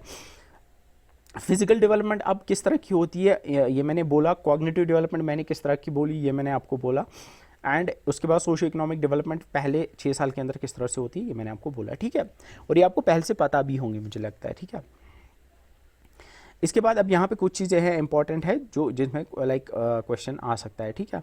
तो यहाँ पे आपको याद रखना है, by the time of child is 3 years, जब 3 साल का बच्चा होता है ऑलमोस्ट, तो उसके अंदर like love, affection, positive emotions जो होते हैं ना, तो वो बनने स्टार्ट हो जाते हैं, वो बढ़ने स्टार्ट हो जाते हैं। और जो यही पीरियड होता है, यानी अर्ली चाइल्डहुड का पीरियड होता है, इसमें जो कॉग्निटिव स्किल्स होते हैं या कॉग्निटिव कैपेबिलिटीज़ होते हैं, उनमें रैपिड एक्सपेंशन आता है, वो बहुत डेवलप होती हैं। एंड साथ में during the first 6 years of life, पहले ही 6 साल के अंदर जो है बच्चा जेंडर आइडेंटिफिकेशन एक्वायर करता है, यानी उसको 6 साल के अंदर ही उसको समझ आता है लाइक लड़का और लड़का, लाइक डिफरेंस, लाइक उसको समझ आता है कि लड़के कुछ अलग, लड़की, हम दोनों में कुछ डिफरेंस है, ठीक है। इसके बाद मिडल चाइल्डहुड की जब हम बात करते हैं, तो मिडल चाइल्डहुड में इनिशियली स्लो ग्रोथ होती है in comparison to the like अगर हम अर्ली चाइल्डहुड की बात करेंगे तो उतनी ग्रोथ नहीं होती है। तो मिडल चाइल्डहुड 6 से 12 साल तक का होता है। एंड इसमें हम देखते हैं कि एक चीज़ आपको याद रखनी है कि इस पीरियड में यूजुअली जो बच्चा होता है वो कंपेयर करता है खुद को बाकियों के साथ, ठीक है, वो कंपेयर करता है एंड ही और शी सिलेक्ट्स अपने प्लेमेट्स जिनके साथ वो खेलता है अपने जेंडर के यूजुअली जो होते हैं उनके साथ खेलना वो पसंद करता है। तो इसको प्राइमरी स्कूल स्टेज भी कहते हैं। इसमें बच्चा जो है वो अपने आप के बारे में लर्न करता है, सीखता है, अपने एनवायरनमेंट के बारे में सीखता है। और पियाजे जो था, पियाजे ये आप आगे देखोगे उनकी जब थ्योरी पढ़ेंगे हम, तो उन्होंने इस पीरियड को कॉन्क्रीट ऑपरेशंस वाला पीरियड कहा था, ठीक है। इसके बाद यहाँ पे उसके बाद जो एडोलसेंस वाला पीरियड होता है, एडोलसेंस वाला पीरियड जो होता है वो एक ट्रांजिशनल पीरियड होता है from childhood to adulthood. Adolescence 12 से 18 साल के बीच का पीरियड होता है और ये बचपन से अडल्टहुड में जाने का एक ट्रांजिशनल पीरियड होता है, ठीक है। एडोलसेंस आपको पता होगा one of the most important periods और फेजेस ऑफ लाइफ होता है। इसमें बायोलॉजिकल चेंजेस आती हैं obviously, because you see like इंसान जो है वो लाइक वो उसमें ही और शी हिट्स द प्यूबेरिटी, उसमें बॉडी में चेंजेस आती हैं जो प्यूबेरिटी के साथ जो रिलेटेड चेंजेस होती हैं जिनके बारे में आपको पता होगा। उसमें फिजिकल चेंजेस भी आती हैं obviously, because you would see like जो मेल होते हैं यूजुअली उनमें लाइक उनकी बॉडी जो है वो बड़ी हो जाती है। यू वुड सी लाइक उनमें एक मेजर लाइक हाइट ज़्यादा बड़ी हो जाएगी किसी में, या उनकी वॉइस में भी चेंजेस आती हैं। तो इस तरह की बायोलॉजिकल चेंजेस आप देखोगे। इस तरह से आप गर्ल्स में भी चेंजेस देखेंगे, लाइक उनमें भी फिजिकल चेंजेस आती हैं उनकी बॉडी में भी। इसके अलावा सोशल, कॉग्निटिव, फिजिकल बहुत सारी चेंजेस आती हैं इन दिस एज वेल, ठीक है। अब फिजिकल डेवलपमेंट की अगर बात करेंगे तो इसमें जो फिजिकल डेवलपमेंट आती है ग्रोथ स्पर्ट होता है। ग्रोथ स्पर्ट मतलब एकदम से ग्रोथ होती है, बिकॉज लड़कों में आप देखते होंगे ना कि जो 13-14 साल के बच्चे होते हैं एकदम से 1 साल के अंदर उनकी हाइट लंबी हो जाती है, वो they become taller with in a span of 1 और 2 ईयर्स। दे हिट द प्यूबेरिटी और प्यूबेरिटी के साथ एसोसिएटेड फिजिकल चेंजेस होती हैं। और इसके अलावा सेक्सुअल आइडेंटिटी रिलेशनशिप्स भी डेवलप होती हैं in this period as well. Cognitive development भी इसमें होती है, ठीक है। इसके बाद जो मैंने ऑलरेडी बोला फिजिकल डेवलपमेंट क्या होती है, यूजुअली हम देखते हैं कि there is a gradual increase in height and weight में इंक्रीज होता है। Puberty marks the onset of adolescence. जैसे ही प्यूबरिटी हिट करते हैं तो हम कहते हैं कि ही हैज़ एंटर्ड और she has entered the period of adolescence, ठीक है। अब यहाँ पे जो पियाजे था, पियाजे की थियरी के अकॉर्डिंग इस स्टेज को कॉग्निटिव इस स्टेज को प्यूबरिटी को कॉन्क्रीट ऑपरेशन स्टेज में रखा गया। तो ये क्वेश्चन पूछा जा सकता है कि इन पियाजेज थियरी आपको बताना है कि जो एडोलसेंस है वो किस पीरियड में आती है। तो याद रखना जो मिडिल चाइल्डहुड या एडोलसेंस पियाजे के कॉन्क्रीट ऑपरेशन स्टेज में आती है वो हम आगे देखेंगे, अभी आप डरो मत इससे। और अगर हम एरिक्सन की थियरी देखेंगे तो एरिक्सन की साइकोसेक्सुअल थियरी में उसने इसको आइडेंटिटी वर्सेस रोल कन्फ्यूजन के फेज में रखा था, ठीक है। आइडेंटिटी वर्सेस रोल कन्फ्यूजन, और इसमें एक पीयर इन्फ्लुएंस प्रोमिनेंट बनता है, यानी उसके आसपास के जो दोस्त होते हैं, उसके दोस्त होते हैं जिनके साथ वो रहता है ना, जो उसके फ्रेंड्स वगैरह होता है उनका बहुत असर पड़ता है उस पर, इसीलिए पीयर इन्फ्लुएंस प्रोमिनेंट होता है इस वाले फेज़ के अंदर। और एडल्टहुड और एजिंग की अगर हम बात करेंगे, जो इसके बाद वाला फेज़ होगा, यानी 18 साल के बाद वाला जो फेज़ होता है, उसमें हम देखते हैं कि usually there is decline in the physical functioning.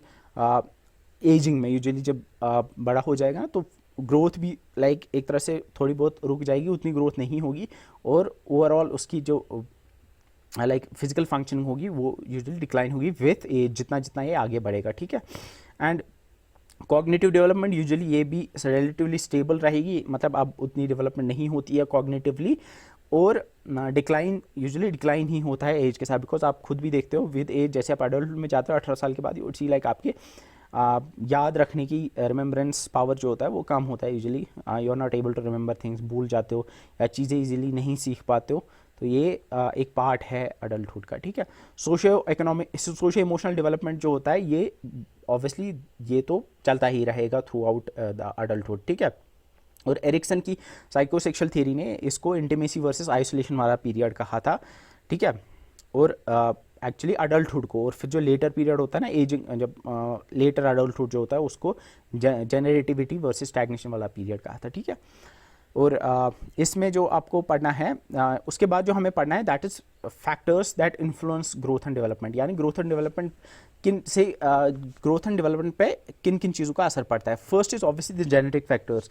Genetic factor जो जीन्स होते हैं, बॉडी के अंदर जो जीन्स होते हैं ऑब्वियसली वो डिटरमाइन करते हैं कि अगर यूजली हम देखते हैं ना कि जो जिनके पेरेंट्स तेज़ होंगे, लाइक जिनकी कॉग्निशन कैपेबिलिटी अच्छी होगी, जिनके पेरेंट्स का दिमाग तेज़ होगा, तो यूजली उनका बच्चा भी मतलब ठीक ठाक होगा पढ़ने में, अच्छा होगा पढ़ने में।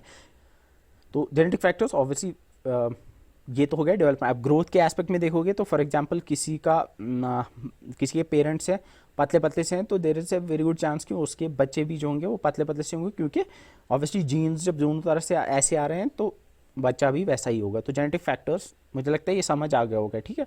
न्यूट्रिशन और प्रीनेटल एनवायरनमेंट। न्यूट्रिशन का मतलब है जो बच्चे को न्यूट्रिशन मिलता है, उसको जो मतलब प्रोटीन्स कार्बोहाइड्रेट्स या वो क्या खा रहा है, उसको क्या मिल रहा है। ऑब्वियसली अगर उसको एक बैलेंस्ड डाइट मिल रहा है तो ऑब्वियसली उसकी फिजिकल ग्रोथ अच्छी खासी होगी, और साथ में मेंटल ग्रोथ भी ऑब्वियसली अच्छी होगी, because for our mental development और cognitive development we need nutrition. Like किसी में अगर आयोडीन की कमी रह गई बेचारे में, तो उसकी कॉग्निटिव डेवलपमेंट कम होगी, ठीक है, या बाकी न्यूट्रिएंट्स की कमी होगी तो उसकी कॉग्निटिव डेवलपमेंट कम होगी, साथ में फिजिकल डेवलपमेंट तो होनी है, वो कम होगी।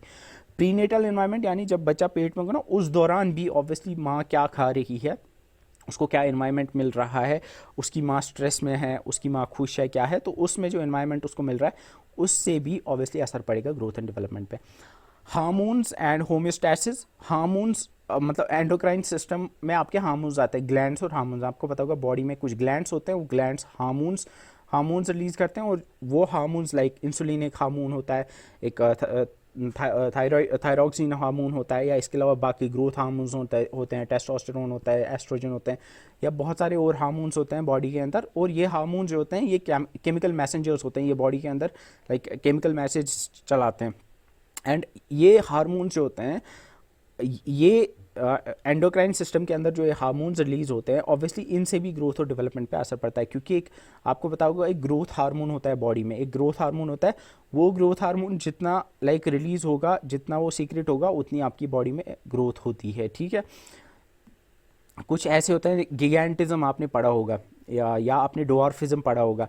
कोई होता है जिसकी शॉर्ट हाइट होती है, जिसको डॉर्फ कहते हैं, तो वो एक ग्रोथ हार्मोन में प्रॉब्लम होती है कि उसका ग्रोथ हार्मोन वो लाइक नहीं होता है उतना रिलीज, तो उस वजह से वो डॉर्फ रहता है। किसी में अगर वो ज़्यादा रिलीज होता है तो उसमें जो प्रॉब्लम बनती है वो ज़्यादा बड़ा होता है, लाइक वो 7-8 फुट का बन जाएगा, तो उसको फिर गिगैंटिज्म वाली बीमारी उसको हम कहते हैं, डिसऑर्डर उसको कहते हैं, ठीक है। ये डिसऑर्डर्स में आते हैं, तो इन हार्मोन से जो चेंजेस आएंगे उस हिसाब से भी उसकी डेवलपमेंट या ग्रोथ पे असर पड़ेगा, ठीक है।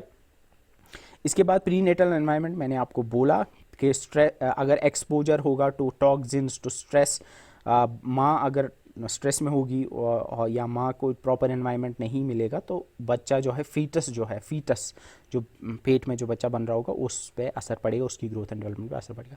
फैमिली और socio economic status, obviously income कैसी है, income level, access to the resources, housing quality, neighbourhood conditions कैसी है, इनसे भी डेवलपमेंट और ग्रोथ पे असर पड़ेगा, बिकॉज ऑब्वियस सी बात है जैसी इकोनॉमिक हालत होगी उसी हिसाब से उसको खाना मिलेगा, उसी हिसाब से उसकी सोशल डेवलपमेंट होगी, उसी हिसाब से, बिकॉज वी सी सोशली या इमोशनली हम अलग होते हैं। कोई सोशली इमोशनली बहुत डेवलप हुआ होता है, he is able to make like emotional bonds अच्छे से, he is able to make like socially वो बहुत घुल मिल पाता है, और कोई रिक्लूसिव होता है, यानी कोई थोड़ा बहुत इंट्रोवर्ट टाइप होता है, कोई ज़्यादा सोशल बॉन्ड्स नहीं बना पाता है, कंस्टेंट ही प्रेफर्स कि वो ज़्यादा नहीं करेगा, लाइक बॉन्ड्स वगैरह नहीं बनाएगा सोशल बॉन्ड्स।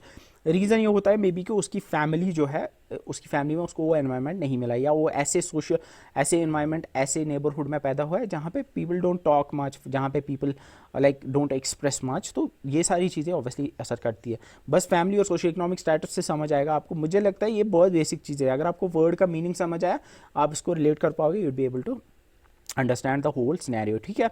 इसके बाद next thing is physical health and illness. Physical health obvious सी बात है, अगर बच्चे को ज़्यादा इलनेस हो रही है, बच्चा बीमार रहता है, बेचारा ज़्यादा होते हैं ना, बहुत सारे बच्चे होते हैं जो पहले 6 साल बहुत बीमार होते रहते हैं, तो अक्सर बीमार होते हैं, उसकी वजह से फिर जब कंटिन्यूसली रेगुलरली वो बेचारे बीमार होते हैं, रिपीटेडली बीमार होते हैं, कोई क्रॉनिक इलनेस होती है बेचारे को, तो वो बेचारा कमज़ोर सा रह जाता है, उसकी फ़िज़िकल हेल्थ या पे असर पड़ता है, वो फिज़िकली उतना डेवलप नहीं कर पाता है। या अगर किसी को बेचारे को कोई डिसऑर्डर है, कोई न्यूरो डिसऑर्डर है, like we have the CP, cerebral palsy है बेचारे को, ऑब्वियस सी बात है उसकी ग्रोथ एंड डेवलपमेंट तो बहुत कम होती है कंपैरेटिवली, तो यू माइट हैव सीन, तो वो तो जेनेटिक डिसऑर्डर में आएगा, वो अलग सी बात है, ठीक है। देन इसके बाद साथ में यहाँ पे लिखा हुआ है हेल्थ केयर सर्विसेज का एक्सेस, यानी वैक्सीनेशन अगर क्या प्रॉपर मिल रही है, क्या आपको उसको ट्रीटमेंट मिल रहा है, तो इन सब चीज़ों से भी उसकी ग्रोथ एंड डेवलपमेंट पे असर पड़ेगा। सोशियो इकोनॉमिक फैक्टर्स मैंने बोला, यानी सोशियो मतलब उसकी सोसाइटी, उसके आसपास के लोग, उसके फ्रेंड्स, उसकी फैमिली, सोशली सोसाइटी उसकी कैसी है। इकोनॉमिक यानी उसके लाइक फाइनेंशियल हालात कैसे, इनसे भी असर पड़ता है। इन्वायरमेंटल फैक्टर्स में उसका आसपास के लोग, उसके फ्रेंड्स, फैमिली, कल्चरल, उसका कल्चर, उसकी कम्युनिटी में कैसे लोग हैं, उसका इन्वायरमेंट, वो कहाँ पे रह रहा है, वहाँ मतलब ऑब्वियसली कोई बेचारा है वो ऐसी जगह पे रह रहा है जहाँ पे प्रॉपर इन्वायरमेंट नहीं है अच्छा, फॉर एग्जांपल बहुत सारे सोशली इन्वायरमेंट अच्छा नहीं है, या ऐसे वहाँ पे पोल्यूशन वगैरह ज़्यादा है, या उसको अच्छे से नहीं मिल रहा है, पानी अच्छा नहीं है, बाकी चीज़ें नहीं है, तो उसकी डेवलपमेंट अच्छी नहीं है। तो यूजुअली हम देखते हैं ना कि like people who live in the like environment, जो हार्श इन्वायरमेंट यूजुअली रहते हैं, जो पहाड़ों में रहते हैं, जैसे हमारे यहाँ पे जो कम्युनिटीज़ हैं हु लिव इन लाइक पहाड़ी इलाकों में जो रहते हैं, लाइक गुज्जर बकरवाल ट्राइब्स में जो होते हैं ना, वो फिजिकली बड़े फिट होते हैं, बिकॉज उनको जो एनवायरनमेंट वहाँ पे मिलता है ना, वो लाइक ऐसे पहाड़ चढ़ते हैं 5 मिनट में चढ़ जाएंगे। किसी एक सिटी के बंदे को ले जाओ वहाँ, या जो प्लेन एरिया में रहते हैं, वो उसकी सांस फूल जाएगी, वो मतलब 100 मीटर भी नहीं चढ़ पाएगा। तो हमारी डेवलपमेंट उनकी डेवलपमेंट डिफरेंट हुई होती है based on because of the environment that we have lived in, ठीक है। उसके बाद ये फिर से रिपीट हुई है कुछ चीज़ें, लाइक इकोनॉमिक फैक्टर्स में आपका इनकम आएगा, एजुकेशन आएगा और इंफ्रास्ट्रक्चर आएगा, और साइकोलॉजिकल फैक्टर्स में आपका prenatal, peer relationships, cultural, societal norms है। आई गेस ये सारी चीज़ें क्लियर हैं, आई गेस ये सारी चीज़ें मैंने ऑलरेडी बता दी हैं, ठीक है। तो अगर आप यहाँ देखोगे तो मैंने यहाँ पे लिखा हुआ है genetic factors, hormonal factors, psychosocial factors, environment factors, मैंने सब को डिटेल में आपको पढ़ाया है, मुझे नहीं लगता अब इसमें कोई कन्फ्यूजन रह गई होगी, ठीक है। इसके बाद अब असेसमेंट कैसे होती है, अब याद रखना है असेसमेंट कैसे होती है, यानी आप ग्रोथ एंड डेवलपमेंट को किस तरह से मेजर कर पाओगे, ग्रोथ एंड डेवलपमेंट को हम किस तरह से मेजर कर पाते हैं। तो यहाँ पे हम 3 असेसमेंट्स करते हैं, यानी हम फिजिकल असेसमेंट करेंगे, यानी हम देखेंगे फिजिकल डेवलपमेंट कितना हुआ है। दूसरा हम कॉग्निटिव असेसमेंट करेंगे, यानी हम देखेंगे कि उसके कॉग्निशन में कितना डेवलपमेंट हुआ है, यानी हम किस तरह से मेजर कर सकते हैं कि कॉग्निटिव डेवलपमेंट कितना हुआ है। और तीसरा है सोशियो इमोशनल असेसमेंट, हम ये मेजर करेंगे या हम ये देखेंगे कि कितना सोशियो इमोशनल डेवलपमेंट हुआ है या नहीं। तो 3 तरह के असेसमेंट्स होते हैं, फिजिकल, कॉग्निटिव और और थर्ड है सोशियो इमोशनल, ठीक है। तो first is the physical assessment. अब फिजिकल असेसमेंट में क्या आप मेजर करोगे, फिजिकल असेसमेंट में हम फिजिकल ग्रोथ को मेजर करते हैं। तो ये किस तरह से हम करेंगे, ये हम मेजर करेंगे हाइट मेजर करके, वेट मेजर करके, हेड सरकमफ्रेंस को मेजर करके। अब इसमें जो होते हैं, इसमें 2 आप डेवलपमेंट्स को मेजर करते हो। 2 चीज़ें आपको याद रखनी, पहला है that is anthropometric measurements. Anthropometric measurements में आपका हाइट और वेट जो है इनको मेजर किया जाता है, ठीक है। ये आप याद रखना, ये एंथ्रोपोमेट्रिक में याद रखना हाइट एंड वेट को मेजर किया जाए, सिंपल बात है और कुछ ज़्यादा याद रखने की ज़रूरत नहीं है, हाइट एंड वेट को, ठीक है। इसके बाद होता है प्यूबर्टल डेवलपमेंट। प्यूबर्टल डेवलपमेंट हम usually like this is related to the adolescence में हम देखते हैं, इसमें हम देखते हैं यूजुअली उसके सेकेंडरी सेक्सुअल कैरेक्टरिस्टिक्स और रिप्रोडक्टिव मैच्योरेंस, उनमें कितना डेवलपमेंट हो, उसको प्यूबर्टल डेवलपमेंट कहते हैं। इसके लिए आप याद रखना, इसके लिए एक टैनर स्केल होती है जो प्यूबर्टल डेवलपमेंट मेजर करने के लिए यूज़ होता है। तो इस वाली स्लाइड में मैंने आपको बोला कि फिजिकल डेवलपमेंट में हम मेजर करते हैं हाइट, वेट, हेड सर्कमफ्रेंस और बाकी चीज़ें। अब इसमें एंथ्रोपोमेट्रिक मेजरमेंट एक होता है जिसमें हम हाइट और वेट यूजुअली मेजर करते हैं। उसके बाद प्यूबर्टल डेवलपमेंट में हम जो प्यूबरिटी होती है उसके रिलेटेड हम देखते हैं उसके सेक्सुअल कैरेक्टरिस्टिक में कितना डेवलपमेंट हुआ, उसके लिए जो एक स्केल होती है जिससे हम मेजर करते हैं उसको टैनर स्केल कहते हैं। तो याद रखना Tanner scale is related to pubertal development, simple है, कोई मसला नहीं है। Next is the cognitive development. अब कॉग्निटिव डेवलपमेंट जो होता है, कॉग्निटिव डेवलपमेंट में हम कॉग्निटिव एबिलिटीज़ को मेजर करते हैं। कॉग्निटिव एबिलिटीज़ क्या क्या होती हैं, मैंने ऑलरेडी आपको बोला, language skills, memory power, intellectual ये स्किल्स, एग्जीक्यूटिव फंक्शंस, ये सारी चीज़ें आपकी मेंटल कैपेबिलिटीज़ में आती है। रीजनिंग, थॉट्स वगैरह, ये सारे इसमें आते हैं। तो अब इसके लिए दो हमारे पास होते हैं, दो असेसमेंट्स होते हैं। एक होता है इंटेलिजेंस टेस्टिंग और दूसरा होता है डेवलपमेंट स्क्रीनिंग। आपने एक देखा होगा ना, आप बहुत पढ़ते रहते हैं, आईक्यू आईक्यू पढ़ते रहते हैं ना, इसका आईक्यू इतना है। तो आईक्यू एक तरह का एक कॉग्निटिव असेसमेंट ही है। आईक्यू टेस्ट जो होता है ना, आईक्यू टेस्ट एक कॉग्निटिव असेसमेंट ही होता है एक तरह का, ठीक है। अब इंटेलिजेंस टेस्टिंग में कौन कौन से आते हैं? इंटेलिजेंस टेस्टिंग में आपके Wechsler intelligence scale for children, WISC आता है, ये याद रखना। Wechsler intelligence scale for children, और दूसरा होता है Wechsler adult intelligence scale, WAIS। इनका ना ये फुल फॉर्म याद रखना, और ये याद रखना ये इंटेलिजेंस टेस्टिंग स्केल्स होती हैं। इन्हीं स्केल से हम मेजर कर पाते हैं cognitive capabilities of a person या cognitive development of a person. अब ये टेस्ट जो है ये क्या मेजर करते हैं? ये मेजर करते हैं वर्बल कॉम्प्रहेंशन। इसका मतलब है कि बच्चा जो या इंसान जो है उसको अगर कुछ हम बोल रहे हैं तो वो कितना कॉम्प्रहेंड कर पा रहा है, वो कितना समझ पा रहा है। Perceptual reasoning, working memory and processing speed, वो कितनी जल्दी चीज़ को प्रोसेस कर पा रहा है, उसका माइंड कितना जल्दी प्रोसेस कर पा रहा है चीज़ को, ये सारी चीज़ें उसमें जो है इवेलुएट होती हैं, ठीक है। बस इतना याद रखना है। इंटेलिजेंस टेस्टिंग एक कॉग्निटिव असेसमेंट टेस्ट है, और इसमें जो टेस्ट यूज होते हैं कौन कौन से होते हैं? दो होते हैं, WISC और WAIS। WISC चिल्ड्रन के लिए होता है, that is Wechsler intelligence scale for children, and Wechsler adult intelligence scale usually adult की होती है, ठीक है। दूसरा जो इसमें आता है इंटेलिजेंस टेस्टिंग के बाद, that is developmental screening. Development screening में आप याद रखना है that is ages and stages questionnaires, ASQ, इसकी फुल फॉर्म याद रखना, and Denver development screening test. ये यूज होते हैं यंग चिल्ड्रन में यूजुअली डेवलपमेंटल स्क्रीनिंग के लिए, ठीक है।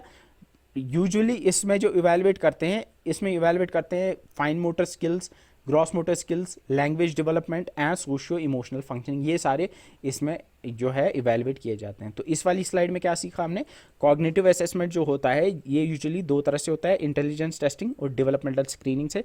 इंटेलिजेंस टेस्टिंग में हमने देखे दो टेस्ट, एक था Wechsler intelligence scale for children and दूसरा था वेशलर अडल्ट इंटेलिजेंस स्केल।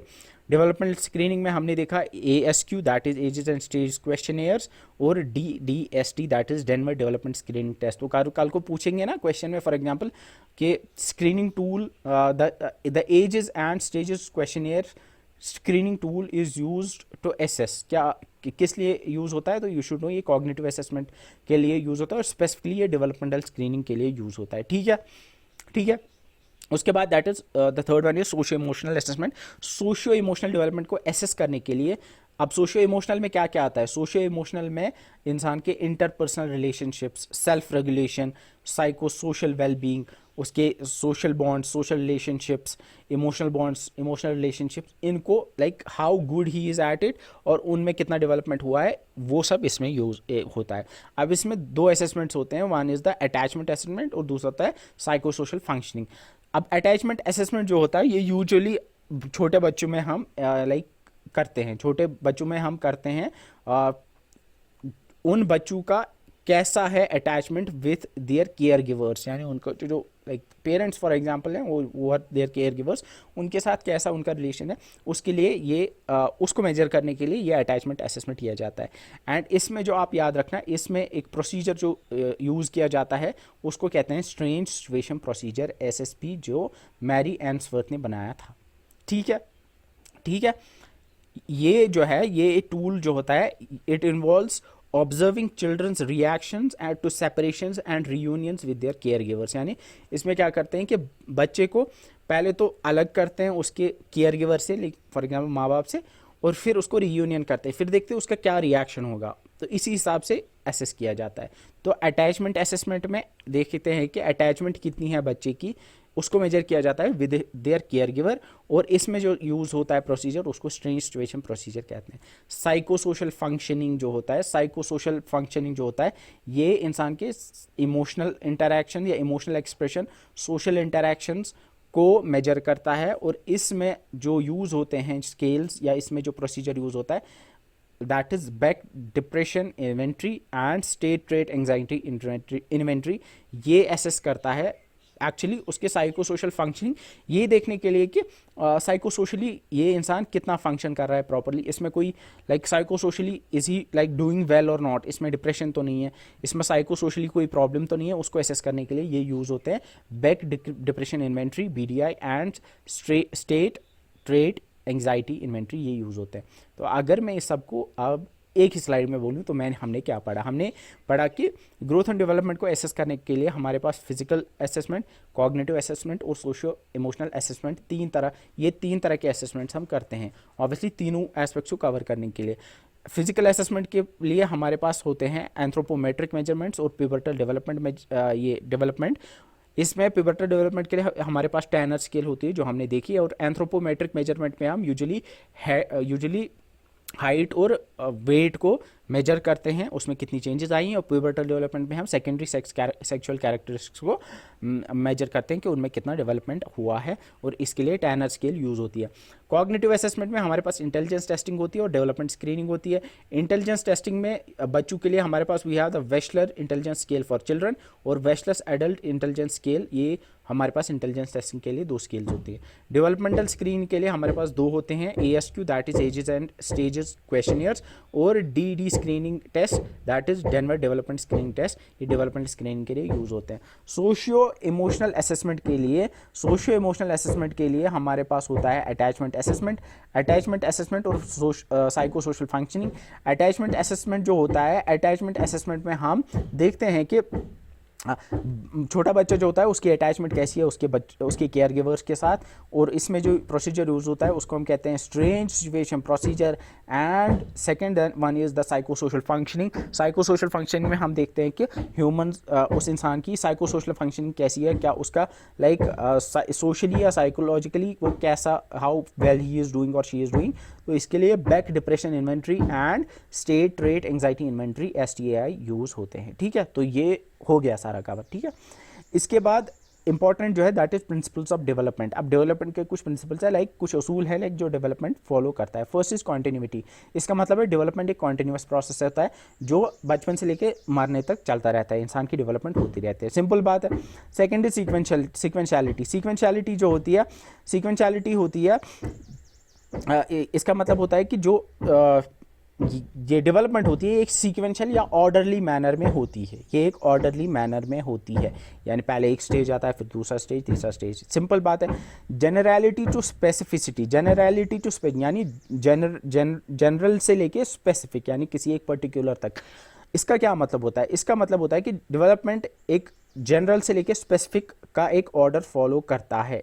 हर डेवलपमेंट, हर एरिया में जहाँ पे भी, चाहे फिजिकल डेवलपमेंट हो रही हो, कॉग्निटिव डेवलपमेंट की बात करें या सोशल डेवलपमेंट की बात करेंगे, हर एरिया में डेवलपमेंट जो है ये जनरल से लेकर स्पेसिफिक तक जाता है। फॉर एग्जांपल फीटस जो है पहले वो जब सीखता है तो वो एक पहले जनरल मूवमेंट सीखता है, यानी पहले पूरी बॉडी को मूवमेंट करना वो सीखता है, फिर उसके बाद वो स्पेसिफिक मूवमेंट सीखता है, फिर वो अपने हाथ को प्रॉपरली मूव करना सीखता है, फिर वो प्रॉपरली फॉर एग्जांपल अपने पाँव को मूवमेंट सीखता है।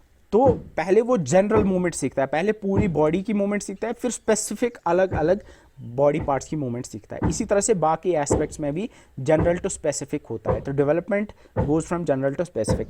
इसके बाद वी हैव द डिफरेंशियलिटी का मतलब होता है कि डेवलपमेंट जो होती है वो एक ही टेम्पो पे या एक ही स्पीड पे नहीं चलती है, यानी rate of growth and development है, यानी जो rate of growth and development है वो इवन नहीं है। मतलब किसी में फॉर एग्जांपल रेट थोड़ा स्लो होता है, किसी में फास्ट होता है, या लाइफ में किसी स्टेज में थोड़ी ज़्यादा डेवलपमेंट होती है, किसी में कम होती है, यानी इवन स्पेस पे, ऑल्दो कंटिन्यूअस है, यानी होती रहती है लेकिन अलग अलग स्पीड्स पे होती रहती है। इसको डिफरेंशियलिटी कहते हैं। इसके बाद ये है इंटर रिलेशन का मतलब है कि जो हम एस्पेक्ट्स हमने पढ़े, physical aspect, cognitive, emotional, social development, ये सारे जो है ये एक दूसरे के साथ जुड़े हुए हैं। ऑब्वियस सी बात है, फॉर एग्जांपल किसी में फिजिकल डेवलपमेंट नहीं हुआ है उतना अच्छा, फिजिकल डेवलपमेंट में मतलब उसका brain organ as an organ brain जो है वो नहीं बना है, मतलब फिजिकल डेवलपमेंट उसके ब्रेन की अच्छे से नहीं हुई, ऑब्वियस सी बात है उसकी कॉग्निटिव डेवलपमेंट पे असर पड़ेगा, ऑब्वियस सी बात है उसकी इमोशनल और सोशल डेवलपमेंट पे असर पड़ेगा। और एक बात है, फॉर एग्जांपल कोई बेचारा है फिजिकली वो मिसाल के तौर पर फिजिकली उसमें कोई डेवलपमेंट में कोई इशू है, फॉर एग्जांपल फिजिकली वो थोड़ा लीन सा है या थोड़ा मोटा सा है, जिस तरह से यहाँ पे हम लाइक सोसाइटी में अक्सर होता है ये, लाइक अगर आप में कोई चीज़ है जिसको लेके आप इनसिक्योर होते हो, फॉर एग्जांपल मैं मोटा हूँ से, अब ये मेरी फिजिकल डेवलपमेंट का पार्ट है। अब मेरे मोटे होने की वजह से या जो लोग हैं, फॉर एग्जांपल कोई मुझे कहेगा कि अक्सर मजाक में कोई मुझे कहेगा कि चुक मोट गुमत या मोट छुक, या ऐसे ही कहेगा कि चुशुक यूथ चुशुक हुत, या कोई बेचारा थोड़ा सांवला सा है, फिजिकली थोड़ा सा काला सा है, तो उसको कहेंगे चुशुक यूथ तुम ऐसे हो वैसे हो। तो उससे क्या होगा कि उसके इमोशनल डेवलपमेंट उतनी नहीं होगी, उसकी सोशल डेवलपमेंट पे असर पड़ेगा। ऑब्वियस सी बात है, वो इमोशनल बॉन्ड्स या सोशल बॉन्ड्स नहीं बनाएगा, वो थोड़ा रिक्लूसिव बनेगा, वो कोशिश करेगा अलग रहने की। आई होप ये चीज़ आप समझ रहे हो। पढ़ाने का मकसद यहाँ पे ये है कि जो ये एस्पेक्ट्स हैं डेवलपमेंट के, ये सारे इंटर रिलेटेड होते हैं, ये एक इंटीग्रेटेड होते हैं, इंटर रिलेटेड होते हैं। समझ आ गई। इसके बाद होती है प्रिडिक्टेबिलिटी। प्रिडिक्टेबिलिटी का मतलब होता है कि डेवलपमेंट जो होती है ये प्रिडिक्टेबल पैटर्न फॉलो करती है। लाइक हमें पता होता है कि इसके बाद ये डेवलपमेंट में से आनी है। फॉर एग्जाम्पल बच्चे की एग्जाम्पल लेंगे, बच्चा पहले नहीं चलता है, वो ऐसे ही बेचारा पड़ा रहता है, लेकिन हमें पता है कि अब ये बैठना सीखेगा, हमें पता है बैठने के बाद ये फिर क्रॉल करना सीखेगा, उसके बाद हमें पता है जब ये क्रॉल करेगा फिर ये खड़ा हो जाएगा, वो सीख जाएगा, फिर हमें पता है कि उसके बाद फिर ये अब ये चलना सीखेगा, हमें पता है कि अब ये लाइक दौड़ना कूदना सीखेगा, जंपिंग वगैरह सीखेगा। तो ये एक पैटर्न है जो ये फॉलो करेगा, जिसको हम प्रेडिक्ट कर सकते हैं पहले in most of the case. ठीक है, इसके बाद अब यहाँ पे दो प्रिंसिपल्स होते हैं, सेफलोकॉर्डल एंड प्रॉक्सिमोडिस्टल। ये आपको याद होनी चाहिए, ये आपको पता होनी चाहिए। कल को वो पूछेंगे कि सेफलोकॉर्डल क्या होता है, तो यू शुड नो सेफलोकॉर्डल प्रिंसिपल क्या होता है और प्रॉक्सिमोडिस्टल क्या होता है। सेफलोकॉर्डल होता है pattern of growth that occurs from head to the feet, head to the feet. और प्रॉक्सिमोडिस्टल होता है pattern of development that starts from centre of the body and moves outwards. तो यहाँ पे एक चीज़ है कि सेफलोकॉर्डल का मतलब होता है पाँव से लेके हेड, मतलब वर्टिकली जो डेवलपमेंट होता है, और प्रॉक्सिमोडिस्टल का मतलब जो हॉरिजॉन्टली, मतलब अंदर से लेके बाहर तक जो डेवलपमेंट हो रहा है। आई होप ये चीज़ आप समझ रहे हो। बस सिंपल याद रखो, cephalocaudal is vertical development head to toe and proximodistal is horizontal, that is from inwards to outwards, from centre to outwards. ठीक है, इसका मतलब है, इसकी अगर आप देखोगे सेफलोकॉर्डल प्रिंसिपल कहाँ पे देखते हैं हम डेवलपमेंट में या ग्रोथ में, ये हम देखते हैं कि जो इन्फेंट छोटे बच्चे होते हैं ना, उनका जो कंट्रोल बॉडी पे होता है ना, वो ऊपर से लेके नीचे तक होता है। यानी पहले वो अपने लाइक उनके हेड और नेक मसल्स पे उनका कंट्रोल पहले आता है, पहले वो अपने हेड को मूवमेंट करना सीखते हैं, पहले उनका कंट्रोल उस पर आता है। फिर उसके बाद उनका कंट्रोल जो है वो अपने पाँव पे, हाथों पे, टोज पे, पैरों पे, तो वो लाइक ऊपर से लेके ऐसे नीचे की तरफ जा रहा है। ठीक है। सबसे पहले, या और एक एग्जांपल है कि सबसे पहले बच्चा जो है वो सबसे पहले सीखता है अपने हेड को होल्ड करना, यानी पहले वो अपने हेड पे कंट्रोल सीखेगा, फिर वो धीरे धीरे जो है बैठना सीखेगा, यानी अपने मिडल बॉडी पे उसका कंट्रोल आ जाएगा। फिर सबसे लास्ट में वो खड़ा होना सीखेगा, यानी सबसे लास्ट में उसके पाँव पे जो है कंट्रोल आएगा। तो सेफलोकॉर्डल होता है टॉप से लेके नीचे तक जो ग्रोथ होती है, या the control over his body और their body from top to bottom जो वो सीखता है, उसको हम सेफलोकॉर्डल कहते हैं। और प्रॉक्सिमोडिस्टल कहते हैं पैटर्न ऑफ डेवलपमेंट जो सेंटर स्टार्ट होके बाहर की तरफ जाता है। तो इसका मतलब है कि पहले टॉर्स जो बच्चा होता है, पहले उसका कंट्रोल जो होता है वो किस पे बनता है, टॉर्सो पे बनता है। टॉर्सो होता है आपके पाँव और आपके आपके लेग्स और आपके आर्म्स के बिना जो आपकी बॉडी होती है ना, उसको टॉर्सो कहते हैं। यानी आपके लेग्स के और मतलब बीच वाला पार्ट जो होता है, जिसमें आपका चेस्ट आएगा, एब्डोमेन वगैरह आएगा, ये वाला पार्ट जो होता है इसको टॉर्सो कहते हैं। पहले उसको टॉर्सो पे कंट्रोल आता है, फिर उसके बाद आप उसके हैंड्स पे आता है, आर्म्स पे आता है, और लास्ट में फिर उसके फिंगर्स पे सबसे लास्ट में आता है। तो इस तरह से हम देखते हैं कंट्रोल जो है वो स्टार्ट होता है, वो सीखना स्टार्ट होता है, वो आता है पहले बीच वाली बॉडी पे, फिर आर्म्स पे, और सबसे लास्ट में फिर वो फिंगर्स पे आता है। हाँ, एक तरह से फ्रॉम इनवर्ड टू आउटवर्ड आता है। सिंपल बात है यार, समझ गए होंगे कि सेफलोकॉर्डल होता है pattern of growth from top to bottom, और प्रॉक्सिमोडिस्टल होता है पैटर्न ऑफ डेवलपमेंट और growth from centre to outwards. ठीक है, सिंपल बात है। अब यहाँ पे दो थियरीज हैं जो आपको मेन पढ़नी है। वन इज पियाजे की थियरी है, Piaget's theory of cognitive development, second is the Erikson psychosocial theory, and third is Vygotsky's social cultural theory. ये 3 मैं आपको पढ़ाऊंगा, इनमें आपको क्वेश्चन पूछा जा सकता है, ये आपको पता होना चाहिए। तो first is the Piaget's theory of cognitive development. पियाजे की जो थ्योरी है, ये जिस इंसान ने दी थी उसका पूरा नाम था जॉन पियाजे, या जीन पियाजे या जॉन पियाजे, ठीक है, जॉन पढ़ेंगे इसको। तो ये थियरी जो है, इस थियरी ने बताया था कि जो बच्चे होते हैं उनकी इंटेलेक्चुअल एबिलिटीज़ या उनकी कॉग्निटिव एबिलिटीज़, उनके सोचने समझने की, उनके कॉग्निटिव, उनके माइंड की जो डेवलपमेंट होती है वो किस तरह से होती है। तो इसने 4 स्टेजेस में डिवाइड किया। इसने बोला कि जो ह्यूमन की डेवलपमेंट होती है, ह्यूमन की कॉग्निटिव डेवलपमेंट होती है, कॉग्निटिव डेवलपमेंट होती है, वो 4 स्टेजेस में होती है। पहला स्टेज, पहले 2 साल का जो स्टेज होता है, फिर 2 से 7 साल का जो पीरियड होता है, फिर 7 से 11 साल का पीरियड होता है, और फिर 12 साल से आगे का जो पीरियड होता है। अब पहला जो स्टेज होता है, वो बर्थ से लेकर 2 साल का जो पीरियड होता है, उसको इसने कहा सेंसरी मोटर स्टेज। दूसरा जो था उसको इसने, यानी 2 से लेकर 7 साल का पीरियड था, उसको इसने कहा प्री ऑपरेशनल स्टेज। और थर्ड जो है 7 से 11 साल का पीरियड, उसको इसने कहा कंक्रीट ऑपरेशनल स्टेज। और फोर्थ वाला जो है 12 से बाद का जो पीरियड होता है, उसको इसने कहा फॉर्मल ऑपरेशनल स्टेज।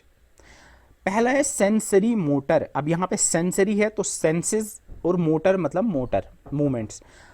अब इस वाले स्टेज में इसने कहा कि चिल्ड्रन जो होते हैं वो they learn about the world through their senses and actions. अपने सेंसेस से और अपने एक्शन से वो अपने दुनिया के बारे में सीखते हैं। तो पहला याद रखना, सेंसरी मोटर पहले 2 साल का होता है, और इसमें बच्चा अपने सेंसेस और अपने एक्शंस के थ्रू अपने वर्ल्ड के बारे में सीखता है, अपने आसपास के बारे में सीखता है, ऑब्वियस सी बात है।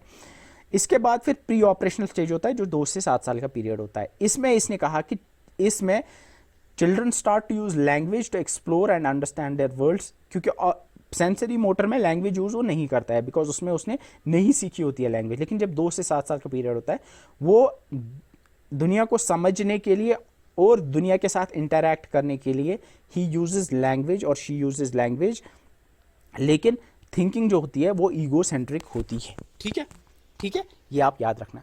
इसके बाद फिर इसने बोला कंक्रीट ऑपरेशनल स्टेज, वो 7 से 11 साल का पीरियड जो होता है उसको कंक्रीट ऑपरेशनल स्टेज कहते हैं। पहले प्री ऑपरेशनल होता है, उसके बाद कंक्रीट ऑपरेशनल स्टेज होता है। ठीक है, इसमें चिल्ड्रन जो है वो 7 से 11 साल के पीरियड में थोड़ा लॉजिकली सोचना स्टार्ट करते हैं about concrete events. Concrete events होते हैं लाइक, एक होता है हाइपोथेटिकल इवेंट, दूसरा होता है कंक्रीट। कंक्रीट जो हो रहा है, जो रियलिटी में है, और ये कॉन्जर्वेशन के बारे में थोड़ा सीखने लगते हैं। ठीक है, अब इसमें बस इतना याद रखना कि थोड़ा लॉजिकली सीखना स्टार्ट करते हैं। ठीक है, इसके बाद फिर फॉर्मल ऑपरेशनल स्टेज होता है। इसमें एब्स्ट्रैक्ट रीजनिंग डेवलप होती है। ऊपर वाला थोड़ा कॉन्क्रीट होता है, लाइक सिर्फ रियलिटीज के रिलेटेड, लेकिन उसके बाद फिर थोड़ा जो है लॉजिकल थिंकिंग की ओर ज़्यादा जाते हैं, और एब्स्ट्रैक्ट रीजनिंग डेवलप होती है। ठीक है, कॉन्क्रीट और एब्स्ट्रैक्ट के बीच का डिफरेंस आई होप समझ आ गया होगा। देर आर 2 थिंग्स, लाइक एक होता है कॉन्क्रीट, दैट इज जो सिर्फ रियलिटी है, एंड सेकंड से एब्स्ट्रैक्ट, दैट इज जो रियलिटी में लाइक नहीं है। ठीक है, दैट इज एब्स्ट्रैक्ट। तो ये 4 स्टेज है, इसमें आपको पता होना चाहिए। इस पे क्वेश्चन आ सकता है, for example pre operational stage कब से कब तक होता है, या कंक्रीट ऑपरेशनल कब से कब तक होता है, या वो ये पूछ सकते हैं कि in which are the following stage of the Piaget's theory of cognitive development the children start use of language to explore their world. Language जो होता है वो प्री ऑपरेशनल स्टेज में होता है। या वो अगर पूछेंगे कि लाइक वो कि कॉन्क्रीट थिंकिंग किस में होती है, you should know it's concrete operational stage. अगर लॉजिकल थिंकिंग या एब्स्ट्रैक्ट थिंकिंग वो पूछेंगे तो एब्स्ट्रैक्ट थिंकिंग फॉर्मल ऑपरेशनल में होती है। ठीक है, तो सिंपल में सेंसरी मोटर में सेंसेस और अपने एक्शन से वर्ल्ड को एक्सप्लोर करता है, उसके साथ इंटरैक्ट करता है। प्री ऑपरेशनल स्टेज में लैंग्वेज की हेल्प से अपने आसपास के एनवायरनमेंट के साथ इंटरैक्ट करता है और उसको अंडरस्टैंड करता है। कंक्रीट ऑपरेशनल स्टेज में कंक्रीट थिंकिंग होती है और लॉजिकल थिंकिंग होती है अबाउट कंक्रीट इवेंट्स। साथ में ऑपरेशनल फॉर्मल ऑपरेशनल स्टेज उसके बाद जो होता है उसमें लॉजिकल या एब्स्ट्रैक्ट थिंकिंग होती है, एब्स्ट्रैक्ट रीजनिंग डेवलप होती है। ठीक है, इसके बाद जो दूसरी थ्योरी है वो है Erikson's psychosocial development theory. उसके बाद जो थ्योरी है that's called as Erikson's psychosocial theory. अब एरिक्सन ने अब जो वो वाली थ्योरी थी कॉग्निटिव, पियाजे की थ्योरी थी वो कॉग्निटिव डेवलपमेंट के रिलेटेड थी। एरिक्सन की जो थ्योरी थी ये थी related to psychosocial theory. इसने बोला कि जो साइको सोशल डेवलपमेंट होती है, साइको सोशल डेवलपमेंट इसने बोला कि वो 8 स्टेजेस में होती है, 8 स्टेजेस में होती है। पहला इसने बोला इन्फेंसी का पीरियड जो होता है, 1 साल का तक का जो पीरियड होता है इन्फेंसी जिसको हम कहेंगे, उस वाले पीरियड को इसने ट्रस्ट वर्सेस मिसट्रस्ट का नाम दिया। इसके बाद जो अर्ली चाइल्डहुड यानी 1 से लेकर 3 साल का पीरियड जो होता है, इस वाले स्टेज को इसने कहा autonomy versus shame and doubt. फिर इसके बाद प्री स्कूल वाला पीरियड जो होता है, दैट इज 3 से 6 साल का पीरियड जो होता है उसको इसने कहा इनिशिएटिव वर्सेस गिल्ट वाला पीरियड होता है। इसके बाद स्कूल एज जो होती है दैट इज 6 से 11 साल का पीरियड जो होता है, इसमें इसने इसको कहा इंडस्ट्री वर्सेस इंफीरियरिटी पीरियड और स्टेज। फिर एडोलसेंस पीरियड जो 12 से 18 साल का पीरियड होता है, इसको इसने कहा आइडेंटिटी वर्सेस रोल कन्फ्यूजन। बहुत इंपॉर्टेंट है, मुझे लगता है अगर क्वेश्चन आता है ना इसमें तो वो एडोलसेंस वाले पे आता है। याद रखना एडोलसेंस वाले पीरियड को आइडेंटिटी वर्सेस रोल कन्फ्यूजन कहा था इसने, ठीक है, एरिक्सन ने। इसके बाद यंग एडल्टहुड यानी 18 से 40 साल का पीरियड जो है उसको इंटीमेसी वर्सेस आइसोलेशन का पीरियड कहा गया। मिडल एडल्टहुड यानी 40 लेकर 65 साल का पीरियड, इसको इसने जनरेटिविटी वर्सेस स्टैग्नेशन का पीरियड कहा। और फिर लेट एडल्टहुड यानी 65 साल के बाद का पीरियड, इसको इसने इंटीग्रिटी वर्सेस डिस्पेयर का पीरियड कहा है, ठीक है। अब ये आपको सारे याद होने चाहिए, but most important one is this one, यानी आइडेंटिटी वर्सेस रोल कंफ्यूजन का पीरियड। मुझे लगता है इस पे क्वेश्चन तो बनेगा, ठीक है, ये याद रखना, सारे याद कर लेना, इस पे से क्वेश्चन बनेगा। इसके बाद वाली थ्योरी थी वाइगॉस्की की, ये भी सोशो कल्चरल थ्योरी थी, यानी सोशो कल्चरल डेवलपमेंट किस तरह से होती है, ठीक है। इसमें 2 कॉन्सेप्ट आपको याद रखने हैं। First is zone of proximal development, यानी ZPD, zone of proximal development, ये याद रखना है, ये वाइगॉस्की ने दिया था। ये क्वेश्चन पूछ सकते हैं कि जोन ऑफ प्रॉक्सिमल डेवलपमेंट किसने दिया था, कॉन्सेप्ट दिया था वाइगॉस्की ने, उसकी theory Vygotsky socio cultural theory में। अब ये जोन ऑफ प्रॉक्सिमल डेवलपमेंट जो होता है, ये बताता है कि जो लर्नर क्या सीख सकता है विदाउट हेल्प, लर्नर क्या सीख सकता है विदाउट हेल्प, और लर्नर क्या सीख सकता है विद हेल्प और गाइडेंस, उसके बीच का जो गैप है उसको कहते हैं जोन ऑफ प्रॉक्सिमल डेवलपमेंट। यानी जोन ऑफ प्रॉक्सिमल डेवलपमेंट का मतलब होता है जो गैप होता है between what a person can learn without help and with help, यानी बिना हेल्प के वो कितना सीखेगा और हेल्प के साथ वो कितना सीखेगा, उन दो के बीच का डिफरेंस जो होता है उसको जोन ऑफ प्रॉक्सिमल डेवलपमेंट कहते हैं। सिंपल बात है। इसके बाद जो दूसरा कॉन्सेप्ट इसने दिया वो था स्कैफोल्डिंग। स्कैफोल्डिंग कहते हैं जो टेम्परेरी सपोर्ट प्रोवाइड किया जाता है एक नॉलेजेबल पर्सन का to a learner to achieve higher level of understanding, यानी किसी को जो हेल्प प्रोवाइड की जाती है, अगर कोई सीख रहा है, कोई लर्नर है, उसको जो एक नॉलेजेबल पर्सन जो उसको टेम्परेरी सपोर्ट प्रोवाइड करेगा उसको हम कहेंगे स्कैफोल्डिंग। लाइक फॉर एग्जांपल, अगर आप टीचर हो और मैं स्टूडेंट हूं, आप नॉलेजेबल पर्सन हो, मैं लर्नर हूं, आप मुझे टेम्परेरी सपोर्ट प्रोवाइड कर रहे हो, मुझे सीखने में हेल्प कर रहे हो, उसको स्कैफोल्डिंग कहते हैं। स्कैफोल्डिंग यूजुअली अगर सिंपल टर्म्स में कहूँ तो जो हेल्प होती है, जो हेल्प करता है कोई इंसान किसी दूसरे इंसान को कोई चीज़ सीखने में, उसको स्कैफोल्डिंग कहते हैं, ठीक है। आई होप जी। जोन ऑफ प्रॉक्सिमल डेवलपमेंट, फिर से बोल रहा हूँ, gap between what a learner can do without help and what he can do with help. दूसरा है स्कैफोल्डिंग। स्कैफोल्डिंग यही हेल्प जो प्रोवाइड करता है एक knowledgeable person to a learner, उसको स्कैफोल्डिंग कहते हैं। ये दोनों याद रखने, ये कॉन्सेप्ट दिए थे किसने, वाइगॉट्स्की ने। इसके बाद जो 4 थ्योरीज हैं जो डिटेल में नहीं पढ़नी, बस पता होना चाहिए आपको कि एक है इकोलॉजिकल सिस्टम्स थ्योरी, ये याद रखना, ये दी थी ब्रॉनफेन ब्रेनर ने। तो ब्रॉनफेन ब्रेनर की जो थ्योरी थी उसका नाम था इकोलॉजिकल सिस्टम्स थ्योरी। दूसरी थी साइकोसेक्सुअल डेवलपमेंट थ्योरी जो फ्रॉइड ने दी थी, सिगमंड फ्रॉइड की थ्योरी। ये मैंने पढ़ाई, मतलब यूनिट 2 में मैंने कराई हुई है, ठीक है, उसमें डिटेल में ये पढ़नी है आपको। इसके बाद अटैचमेंट थ्योरी, ये जॉन बॉल्बी ने दी थी। अटैचमेंट से आपको याद आया होगा अटैचमेंट असेसमेंट जो हमने पढ़ा था, ठीक है। इसके बाद मैस्लो की हायरार्की ऑफ नीड्स वाली थ्योरी थी, तो याद रखना हायरार्की ऑफ नीड्स वाली थ्योरी मैस्लो ने दी थी। सो विद दिस हमारा ग्रोथ एंड डेवलपमेंट कवर हो गया है, ठीक है। अब हम पढ़ते हैं food, nutrition, health and fitness पे।